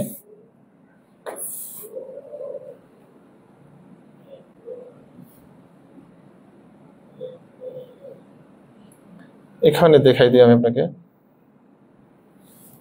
মনে করেন এইটা একটা ত্রিভুজ, বাহু, যে বাহুটা বড় তার কোণ বিপরীত কোণটা বড়, যে বাহুটা ছোট তার বিপরীত কোণটা ছোট। আবার যে কোণটা বড় ওর বিপরীত বাহুটাও কি বড়। এটাই জাস্ট এই উপপাদ্যটা এরকমই, যে যদি ত্রিভুজের কোন একটা কোণ বড় হয় তাহলে তার বিপরীত বাহুটা সব থেকে বড় হবে। আবার যে কোণটি ছোট হবে তার বিপরীত বাহুটা ছোট হবে। বিপরীত ক্রমে একই কথা। যদি বাহু বড় হয় তবে কোণ বড়, আর কোণ বড় হইলে বাহু বড়। তারপর একটা যাই উপপাদ্য, এটা তো বলেই দিলাম যে ত্রিভুজের যে কোনো দুই বাহুর দৈর্ঘ্যের সমষ্টি এর তৃতীয় বাহু অপেক্ষা বড় হবে। অর্থাৎ এ বি আর এসি যোগ করলে যেটা পাওয়া যাবে, যাই হোক না কেন, দুইটা যোগ করলে তৃতীয়টা অপেক্ষা বড় হবে। যদি বড় না হয় তবে ত্রিভুজ আঁকা সম্ভব হবে না। আবার এখানে দেখেন, যদি ত্রিভুজের যে কোনো দুই বাহুর অন্তর এর তৃতীয় বাহুর দৈর্ঘ্য অপেক্ষা ক্ষুদ্রতর, অর্থাৎ যে কোনো দুই বাহু যদি বিয়োগ করি তাহলে অপর একটা থেকে ছোট হতে হবে। এটা একটা, সবগুলো দেখানো সম্ভব না, সময় থাকলে দেখাইতে পারতাম। আমি জাস্ট এটা একটু দেখাই। ত্রিভুজের যে কোনো দুই বাহুর মধ্যবিন্দু সংযোগ রেখাংশ তৃতীয় বাহুর সমান্তরাল এবং দৈর্ঘ্য তার অর্ধেক। এটা একটু ইম্পর্টেন্ট জিনিস। ত্রিভুজের যে কোনো দুই বাহুর মধ্যবিন্দু, এ একটা বাহু, এ একটা বাহু, এই ধরনের অঙ্কগুলো আসে, উপপাদ্যগুলো অনেক সময় আসে। আমি জাস্ট আপনাদেরকে বলে দিচ্ছি যেন এগুলো দেখলে আপনার মাথায় ঠাস করে ঢুকে যায়। এ বি সি এটি একটি ত্রিভুজ। এ বি এর মধ্যবিন্দু ডি, আর এসি এর মধ্যবিন্দু হচ্ছে ই। এখন আমাকে দেখাইতে হবে যে এই মধ্যবিন্দু দ্বয় যোগ করলে যে রেখা পাওয়া যায় তাকে বলা হয় সংযোজক রেখাংশ। বলতেছি সংযোজক রেখাংশ। এই সংযোজক রেখাংশটা, এই সংযোজক রেখাংশ, যে রেখাংশটা দেখছেন না এখানে, এই রেখাংশটা এর সমান্তরাল হবে। সমান্তরাল মানে কি, এখান থেকে যে কোনো লম্ব দূরত্ব, যে কোনো জায়গা থেকে লম্ব দূরত্ব পরস্পর সমান। সমান্তরাল হওয়ার শর্ত হচ্ছে লম্ব দূরত্ব সমান, সমান্তরাল হবে, এবং এইটা হবে এর অর্ধেক। অর্থাৎ এটা যদি এ হয় এটা হবে হাফ এ। কথার কথা এটা আমরা কিভাবে করব, যেমন দেখেন, আমরা প্রথমেই দেখে এসেছিলাম একান্তর কোণ, তারপরে বিপ্রতীপ কোণ, তারপর অনুরূপ কোণ। যদি সমান্তরাল বাহুদ্বয়কে তৃতীয় একটি বাহু ছেদ করে এসে, মনে করেন দুইজন মানুষ এসে চলতেছে, একসাথে যাচ্ছে আর কি, তৃতীয় আরেকজন এসে দেখা গেল সংঘর্ষ বাঁধাইছে। অর্থাৎ সংঘর্ষ যখন বাঁধবে তখন কোণ তৈরি হবে। যে কোণগুলা তৈরি হয় সমান্তরালে চললে তখন অনুরূপ কোণগুলো সমান, আর একান্তর কোণগুলোও সমান, আর বিপরীত কোণ তো সবসময় সমান। তাহলে আমরা এটাকে এই পর্যন্ত বাড়াইলাম, এফ পর্যন্ত বাড়াইলাম, এমন ভাবে বাড়াইছি যেন ডিই আর ইএফ পরস্পর সমান হয়। এখন সি আর এটাকে যোগ করে দিলাম, যোগ করলাম। যোগ করলে এইটাও একটা ত্রিভুজ, এটাও একটা ত্রিভুজ। আপনারা একটু মনোযোগ সহকারে দেখবেন তার মানে কি, আমি এটি একটি ত্রিভুজ পাচ্ছি, এটি একটি ত্রিভুজ। আবারও আমি কেটে দিই, কেটে দিলে ভালোভাবে বুঝবেন। এটাকে আমি রাখলাম না, এইটার সমান এটা নিলাম, সমান সমান, অর্থাৎ এইটার এটা সমান, এই দুইটা সমান, দুইটা দাগ দিই তাহলে বোঝা যাবে ভালো। এইটা আর এটা সমান, 2 দাগ দিলাম। আবার দেখেন বলছি এইটার মধ্যবিন্দু, এই রেখার মধ্যবিন্দু এটা, তার মানে এটাকে 3 দাগ দিই। এটা আর এটা কি হবে? সমান। সমান না সমান না? সমান। আপনারা নিশ্চয় সম্মত হচ্ছেন যে এটা আর এটা সমান। আপনারা ধরে নেন যে এটুকু নাই, এটুকু নাই, এটুকু মনে করেন নাই, জাস্ট এইটা আর এটা কল্পনা করেন। এখন দেখেন এইটা আর এই রেখাটা বিপরীত কোণ, তার মানে এই কোণ আর এই কোণ পরস্পর সমান। আমরা এর আগে শিখে আসলাম যদি দুইটা ত্রিভুজের যে কোনো দুইটি বাহু এবং এদের অন্তর্ভুক্ত কোণ যদি সমান হয় তবে ত্রিভুজদ্বয় সর্বসম। তার মানে হলো অন্য অনুরূপ বাহুগুলো সমান এবং অনুরূপ কোণগুলো সমান, অর্থাৎ এইটা আর এটাও কি হয়ে যাবে তখন? সমান হয়ে যাবে। আর যেহেতু সমান হয়ে যাচ্ছে, একইভাবে এইটা যেহেতু আর এটাও কি হবে? সমান হয়ে যাবে। সমান হবে না? হবে না, কারণ এইভাবে বসাবো তখন। আর সরি, এইটা বলছি কেন? হ্যাঁ ঠিকই আছে, এইটা আর এইটা সমান হবে, আর এইটা আর এইটা সমান হবে, কারণ আমরা যখন সমান হয়ে গেল তার মানে এটা সমান এটা পাইলাম, এটা সমান এটা পাইলাম, এটা সমান এটা পাইলাম। এখন মজার বিষয় দেখেন যে যদি আমরা দেখি যে এইটা আর এটা সমান হয়, আবার দেখছি এইটা আর এটা কি সমান, তাই না? খেয়াল করছেন তো নাকি? সমান হয়। যদি এইটা আর এটা সমান হয়ে যায় তাহলে এটা এটাও কি হয়ে যাবে? সমান তো নাকি? যদি সমান হয় তাহলে এটা হচ্ছে মধ্যবিন্দু, তার মানে এইটা আর এইটাও সমান। তার মানে আমি এখানে দেখলাম এইটা সমান এটা, নাকি? এইটা আর এটা সমান, পাইলাম না? পাইলাম না? দেখেন এটা একটু কেটে দিই কিছু জায়গা, এইটা আর এটা সমান পাইছি। আবার এখানে দেখেন এইটার এটা কি পাইছি? সমান পাইছি। সমান যদি পাই তার মানে এর একান্তর কোণ আর একান্তর কোণ সমান হয়ে গেছে, তাই তো? তার মানে দেখেন এইটা আর এটা কি যদি সমান্তরাল হয়, এইটা আর এটা যদি সমান্তরাল হয়, এই বাহু সমান, আর এই বাহু কি হয়ে যাবে? সমান হয়ে যাবে, তখন এটি হবে একটি সমান্তরিক। আর সমান্তরিকের ক্ষেত্রে আমরা জানি বিপরীত বাহুদ্বয় সমান ও সমান্তরাল, তার মানে এটা একটু সমান্তরাল হয়ে গেল। আর এটা যদি যেহেতু সমান, আর এইটা আর এটা কি পরস্পর যেহেতু সমান হচ্ছে, মানে এটা সমান এটা, আর এটারই অর্ধেক হচ্ছে এটা। যেহেতু এইটা আর এটা সমান হচ্ছে, তার মানে এটা অর্ধেক এটাও অর্ধেক। তার মানে এই সূত্রটা ঠিক আছে। ত্রিভুজের যে কোনো দুই বাহুর মধ্যবিন্দুর সংযোজক রেখাংশ তৃতীয় বাহুর সমান্তরাল, অর্থাৎ এই বাহুর সমান্তরাল, তৃতীয় বাহুর সমান্তরাল এবং দৈর্ঘ্য তার অর্ধেক, অর্থাৎ এই দৈর্ঘ্যটা হচ্ছে এটার অর্ধেক। এটাকে অর্ধেক করলে অর্থাৎ এ হচ্ছে এটা হাফ। এই ছিল আমাদের। আর সর্বশেষ যে পিথাগোরাস, আমরা মনে হয় কোর্সের সর্বশেষ দিকে চলে এসেছি। আপনারা ছিলেন এতক্ষণ, কেমন লাগছিল আমাদের ক্লাস? আমরা আগামী দিন ত্রিভুজের আরো যে বিষয়গুলো থাকবে সেটা এবং চতুর্ভুজ নিয়ে ক্লাস নিব। এরপরে আরেকটি বৃত্তর ক্লাস নিব, চতুর্ভুজের পরে বৃত্তর ক্লাস নিব। বৃত্তর ক্লাস শেষে আমরা যত ধরনের ক্ষেত্রফল আছে, ত্রিভুজ, আয়ত বা চতুর্ভুজ, বৃত্ত, বেলুন, গোলক, যত ধরনের ক্ষেত্রফল আছে সেই ক্ষেত্রফলগুলা কিভাবে আসে আমাদের অ্যাকচুয়ালি, সবই তো আসে ত্রিভুজ থেকে, তাই না? বা চতুর্ভুজ থেকে আসে, তো একটার পর একটা থেকে তো আসে। তো আমরা কিভাবে আসে সেই বিষয়গুলো আগামী একটি ক্লাসে দেখব। আর এটি তো আমরা দেখলাম আজকে, সব মিলিয়ে আমরা একটি ক্লাসের রিক্যাপ করবো এখন, জাস্ট সংক্ষেপে, একেবারে সংক্ষেপে 2 মিনিটের মধ্যে রিক্যাপ ক্লাস। আমরা আজকের ক্লাসে শিখেছি বিন্দু যার অবস্থান আছে কিন্তু দৈর্ঘ্য নাই, প্রস্থ নাই, উচ্চতা নাই। রেখা যার কোনো প্রান্ত বিন্দু নাই, রেখাংশ একটা প্রান্ত বিন্দু আছে আরেক পাশে নাই। আর সরি, রশ্মির প্রান্ত বিন্দু একটা আছে আরেক পাশে নাই। আর রেখাংশের প্রান্ত বিন্দু আছে, দুই পাশে কি থাকবে? প্রান্ত বিন্দু থাকবে। এরপরে বিভিন্ন ধরনের কোণ শিখে এসেছি আমরা, নানান রকমের কোণ শিখলাম। আমরা একটু জাস্ট সংক্ষেপে দেখবো, জাস্ট সংক্ষেপে, কিছুই না।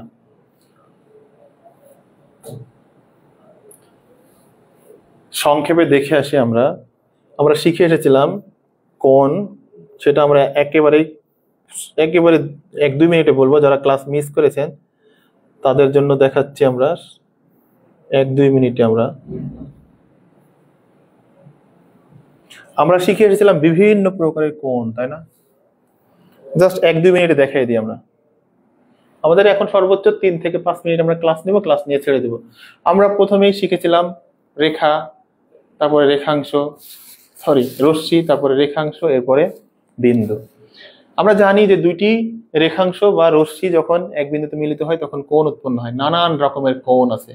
এই কোণগুলা আমরা একটি মাত্র চিত্রের সাহায্যে দেখানোর চেষ্টা করেছিলাম, যে জাস্ট সূক্ষ্ম কোণটা সব থেকে ছোট কোণ, একেবারে সূক্ষ্ম। আমরা তো বলি তো সূক্ষ্ম, আর স্থূল আমরা বলি না তুই এত স্থূল হয়ে গেছিস কেন? স্থূল মানে মোটা। সূক্ষ্ম থেকে যখন বড় হয় তখন সেটা হয় 90 ডিগ্রি বা সমকোণ। সূক্ষ্ম থেকে যখন বড় হয় তখন সেটা হয় 90 ডিগ্রি বা সমকোণ। সূক্ষ্ম থেকে বড় হচ্ছে সমকোণ, আর সমকোণ মানে 90 ডিগ্রি। আর দুইটা কোণের যোগফল যখন 90 ডিগ্রি হয় তখন একটিকে আরেকটির পূরক বলা হয়। একটিকে আরেকটির পূরক বলা হয়, অর্থাৎ একটি কোণ 30, আরেকটি হবে 60, একটি কোণ হবে 40, আরেকটি কোণ 50, একটি 45, আরেকটি হবে 45। দুইটার যোগফল যখন 90 তখন পূরক। 90 থেকে বড় মানে স্থূল মানে মোটা হয়ে যাচ্ছে যখন, তখন সেটা হবে স্থূলকোণ। তবে অবশ্যই 90 থেকে বড় আর 90 থেকে বড় আর 180 থেকে ছোট, তখন সেই কোণটার নাম হচ্ছে স্থূলকোণ। স্থূলকোণের থেকে বড় অর্থাৎ 180 ডিগ্রি কোণকে বলা হয় সরল কোণ। আমরা এতক্ষণ দেখলাম যে সরল কোণ মানে ত্রিভুজের 3 কোণের সমষ্টি 2 সমকোণ, সরল কোণ মানেও 2 সমকোণ, অথবা সরল কোণ মানে 2 সমকোণ বা 180 ডিগ্রি, যেই 180 ডিগ্রি সেই সরল কোণ। তারপরে আমরা দেখলাম প্রবৃদ্ধ কোণ, যা অবশ্যই 180-র সমান হবে না। 180 থেকে বড়, 360 থেকে ছোট, অর্থাৎ পুরো বৃত্তের কোণ হবে না। পুরো বৃত্তের কোণ হচ্ছে 360 ডিগ্রি। বৃত্তের কোণের থেকে যেই কোণটা ছোট আর সরল কোণের থেকে যেটা বড় সেটাই, বা ত্রিভুজের কোণের থেকে যেটা বড় সেটা হচ্ছে প্রবৃদ্ধ কোণ। প্রবৃদ্ধ কোণের পরে আমরা জানি বৃত্তের 4 কোণ। বৃত্তের 4 কোণ অর্থাৎ বৃত্তকে যখন আমরা 4 ভাগে ভাগ করব, যে চাপগুলো পাবো, ওই চাপের যে কোণগুলো উৎপন্ন হয় প্রত্যেকটি কোণ যোগ করলে 4 সমকোণ হবে বা 360। বা চতুর্ভুজ, যত টাইপের চতুর্ভুজ দেখি আমরা, সব টাইপের চতুর্ভুজের 4টি কোণ সমান সমান 360 ডিগ্রি হয়। এরপরে আমরা শিখলাম যে দুইটি রেখাকে যখন ভিন্ন একটি রেখা ছেদ করে,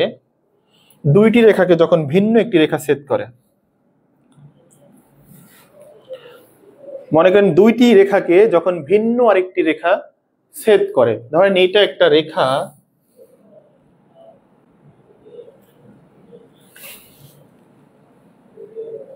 এইটি একটি রেখা, মনে করেন এটি একটা রেখা, এটি একটা রেখা। দুটি রেখাকে যখন ভিন্ন একটি রেখা ছেদ করে তখন অনুরূপ কোণগুলা, এগুলাকে বলা হয় অনুরূপ কোণ। এটার অনুরূপ এইটা, এটার অনুরূপ এইটা। অনুরূপ কোণগুলা আবারও দেখাই, এটা অনুরূপ কোণ। অনুরূপ এগুলাকে বলা হয় অনুরূপ কোণ। যদি অনুরূপ কোণগুলো সমান হয় তবে রেখাদ্বয় সমান্তরাল হবে। আর একটি রেখাকে যখন আরেকটি রেখা ছেদ করে তখন তাকে বলা হয় বিপ্রতীপ কোণ। বিপরীত থেকে এসেছে বিপ্রতীপ, এইটার বিপরীত এইটা, এইটার বিপরীত এইটা, এটার বিপরীত কোণ এটা, এটার বিপরীত কোণ ওইটা। তো এই সকল ক্ষেত্রে আমরা অনুরূপ কোণ দেখলাম কি, যে যখন সমান্তরাল বাহুদ্বয়ের একই পাশে যে কোণ উৎপন্ন করে, একই পাশের রেখার একই পাশে সমান্তরাল বাহুদ্বয়, সমান্তরাল বাহু একই পাশে, যেমন কি এই পাশ, এটা আর এটা, এটা হচ্ছে অনুরূপ কোণ। আর একান্তর কোণ কি, এর বিপরীত পাশে যে কোণ, এটা আর এটা। সমান্তরাল যদি হয় তাহলে অনুরূপ কোণ সমান এবং একান্তর কোণ সমান। এরপরে আমরা শিখলাম ত্রিভুজ। ত্রিভুজটা দেখি আমরা।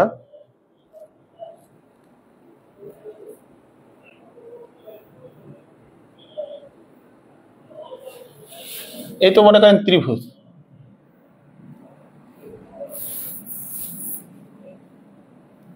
এটা মনে করেন ত্রিভুজ, এটা একটা ত্রিভুজ। ত্রিভুজের মোট কয়টা অংশ আছে? মোট অংশ আছে হচ্ছে মোট মোট কয়টা কম্পোনেন্ট উপাদান আছে? তিনটা বাহু আর তিনটা কোণ। কোণের উপরে ভিত্তি করে ত্রিভুজ 3 প্রকার, বাহুর উপরে ভিত্তি করে ত্রিভুজ 3 প্রকার, কারণ তিনটা করে আছে। এই সমবাহু, সমদ্বিবাহু, বিষমবাহু, আর সূক্ষ্মকোণী, স্থূলকোণী, সমকোণী। এই ত্রিভুজগুলো শিখলাম, যেখানে স্থূলকোণী ত্রিভুজের একটা কোণ স্থূলকোণ, সমকোণী ত্রিভুজের একটা কোণ সমকোণ। সমকোণী ত্রিভুজের একটা কোণ সমকোণ মানে 90 ডিগ্রি। সমকোণী ত্রিভুজের যখন দুইটা বাহু সমান হয় তখন তাদের প্রত্যেকটি কোণ 45 ডিগ্রি হয়। আর সমবাহু ত্রিভুজের প্রত্যেকটা কোণ 60 ডিগ্রি, কারণ 180 কে 3 দিয়ে ভাগ করলে সব সমান হবে। আর সমদ্বিবাহু ত্রিভুজের হবে দুইটা বাহু সমান, অর্থাৎ সমদ্বিবাহু ত্রিভুজের সমান সমান দুই বাহুর যদি সমান কোণের যদি একটি কোণ 45 হয় তবে আরেকটি 45 হবে। এই তো মোটামুটি এগুলা ছিল। সর্বসম হওয়ার শর্ত হচ্ছে যে দুইটা বাহু একটা কোণ, দুইটা কোণ একটা বাহু, অথবা তিনটা বাহু যদি সমান হয় তবে ত্রিভুজদ্বয় সর্বসম হবে। আর আরেকটি জিনিস শিখেছিলাম, পিথাগোরাসের সূত্রে আমরা জানি যে সমকোণী ত্রিভুজের ক্ষেত্রে a square equal to b square plus c square, বা সরি এটা b, অতিভুজের বর্গ ইকুয়াল টু ভূমির বর্গ প্লাস লম্বের বর্গ। এই ছিল আজকে আমাদের জ্যামিতির বেসিক ক্লাস। আমরা আগামী দিন আরেকটু সামনের দিকে যাব, সেটি হবে চতুর্ভুজ নিয়ে, এরপরে বৃত্ত, তারপরে আমরা পরিমিতি নিয়ে একটি ক্লাস নিয়ে আমাদের জ্যামিতির ক্লাস সমাপ্তি করব। তার মানে আমরা আগামী 3টি ক্লাসে জ্যামিতির ক্লাস শেষ করব। আশা করা যায় ওই 3টি ক্লাসের পরে জ্যামিতি নিয়ে আপনার কখনোই, বা পরিমিতি নিয়ে, যেমন যদি পুকুর পাড়ের অঙ্ক নিয়ে, বা ঘনবস্তুর আয়তন নিয়ে, বা বেলুনের ক্ষেত্রফল নিয়ে, বা এরকম বর্গাকার জমি বা মেঝে টেঝে বিভিন্ন টাইপের ইয়া থাকে না, এই টাইপের গণিতে আশা করা যায় আর আপনার সমস্যা হবে না। তো যাই হোক, আপনারা একটু কমেন্ট করে জানাবেন যে আজকে আমাদের ক্লাসটি কেমন লেগেছে। এখন পর্যন্ত তো আপনারা আমাদের সাথে ছিলেন বা আমার সাথে আছেন। আমার ক্লাসটি আজকে কেমন লেগেছে, আর আগামী ক্লাসটি কি আমি বিষয়ভিত্তিক ক্লাস নিব কি নিব না। যদি আপনারা বলেন যে ভাইয়া হ্যাঁ আপনার ক্লাস ভালো লাগছে, বা ভালো লাগুক আর না লাগুক আপনি কন্টিনিউ করেন, তবে আমি কন্টিনিউ করব, অন্যথায় কন্টিনিউ করব না। আপনারা বলেন এখন যে আমার ক্লাস ভালো লাগছে কিনা।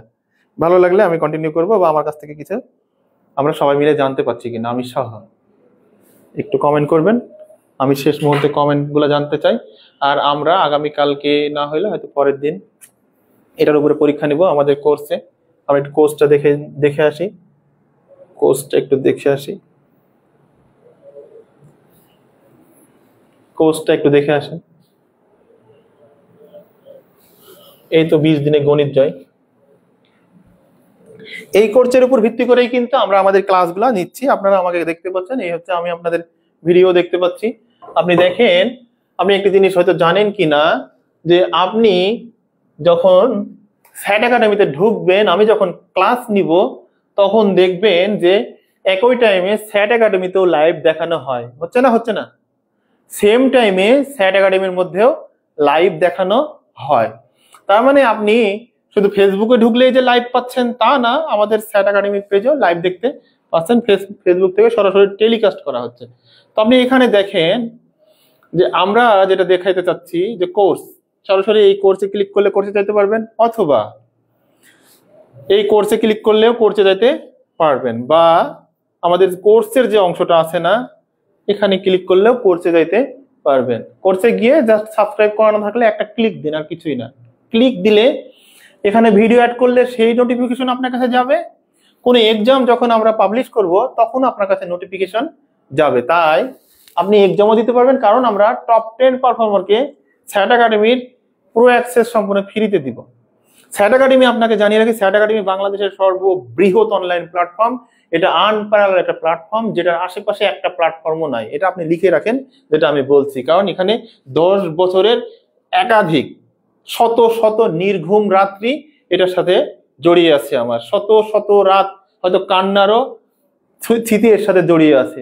আমার স্বপ্ন, আমার ট্রেন্ড, আমার অক্সিজেন, আমার সবকিছুই এই স্যাট নিয়েই গড়ে উঠেছে। আমার পুরো দেহই এখন স্যাট। তাহলে এই স্যাটে কি পরিমাণ ডেডিকেশন আছে এটা আপনাকে বললে হয়তো বোঝানো যাবে না, কোনো একদিন সম্ভব হলে আমরা গল্প শোনাবো। যাই হোক, এখানে আমরা আপনাকে পুরোপুরি ফ্রি অ্যাক্সেস দিব, সম্পূর্ণ বিনামূল্যে আজীবন ফ্রি অ্যাক্সেস পাবেন।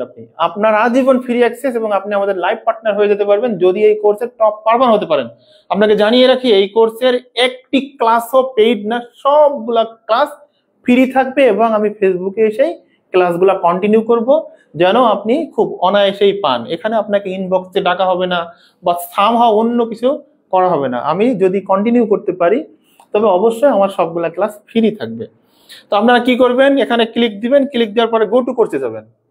গো টু কোর্সে গেলে দেখেন আমরা আজকে রিসোর্স দিয়েছি একটি, আজকে যে ক্লাসটি নিলাম সেই ক্লাসের রিসোর্স আছে, এই ভিউ বাটনে ক্লিক করেন। ক্লিক করলে আপনি দেখবেন যে আজকের ক্লাসের রিসোর্স, এই যে এখানে আপনি যে কোনো একটা ইয়াতে ওপেন করেন, WPS কথার কথা যে কোনো একটা, সরি এটা তো ওপেন হবে না, নেই এটা ওপেন হয়েছে, দেখেন যে কোনো একটি জায়গা থেকে ওপেন করলে আপনি এটা পাচ্ছেন। তার মানে আপনি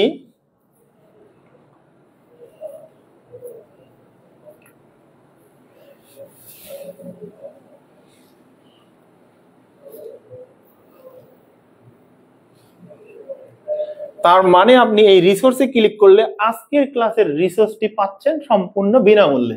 আপনি এই রিসোর্সটি এখানে পাবেন। আমরা ক্লাস শেষ হইলে আগামী, হয়তো আমরা এখন অনেক কথা বলছি, সামনে আর এত কথা বলবো না, জাস্ট সরাসরি ক্লাস নেব। ক্লাস শেষে আপনাকে আমরা এক্সাম নিব। দেখেন 111টি এক্সাম আছে, তার মধ্যে আজকে আমরা একটি এক্সাম লাইভ করেছিলাম, যে এক্সামে হয়তো আপনারা অনেকেই অ্যাটেন্ড করেছেন। এই এক্সাম, এই পড়াশোনা সবকিছু মিলিয়েই আপনার এখানে ট্রেন্ড করা হবে। যে সব থেকে ভালো মার্ক পাবে তাকে টপ 10 এর মধ্যে রাখা হবে। একটা সময় সে টপ 10 এ থাকবে। টপ 10 ইউজারকে আমরা আমাদের স্যাট একাডেমিতে প্রো অ্যাক্সেস ফ্রি দেবো। শুধু এটাই না, যারা আমাদের লাইভ ভিডিওগুলো শেয়ার করবে, টপ 10 শেয়ারারকেও আমরা স্যাট একাডেমির পুরো অ্যাক্সেস ফ্রি দিব।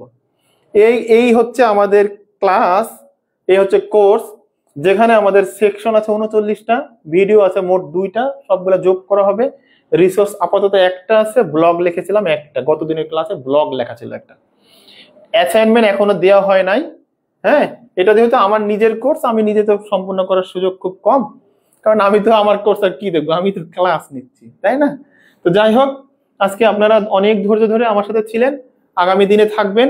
আমরা আগামীতে প্রাথমিক বিদ্যালয় সহকারী শিক্ষক নিয়োগ অথবা প্রধান শিক্ষক নিয়োগ এবং BCS এর গণিতে 100% মার্ক পেতে চাই। কি আমরা পাবো না?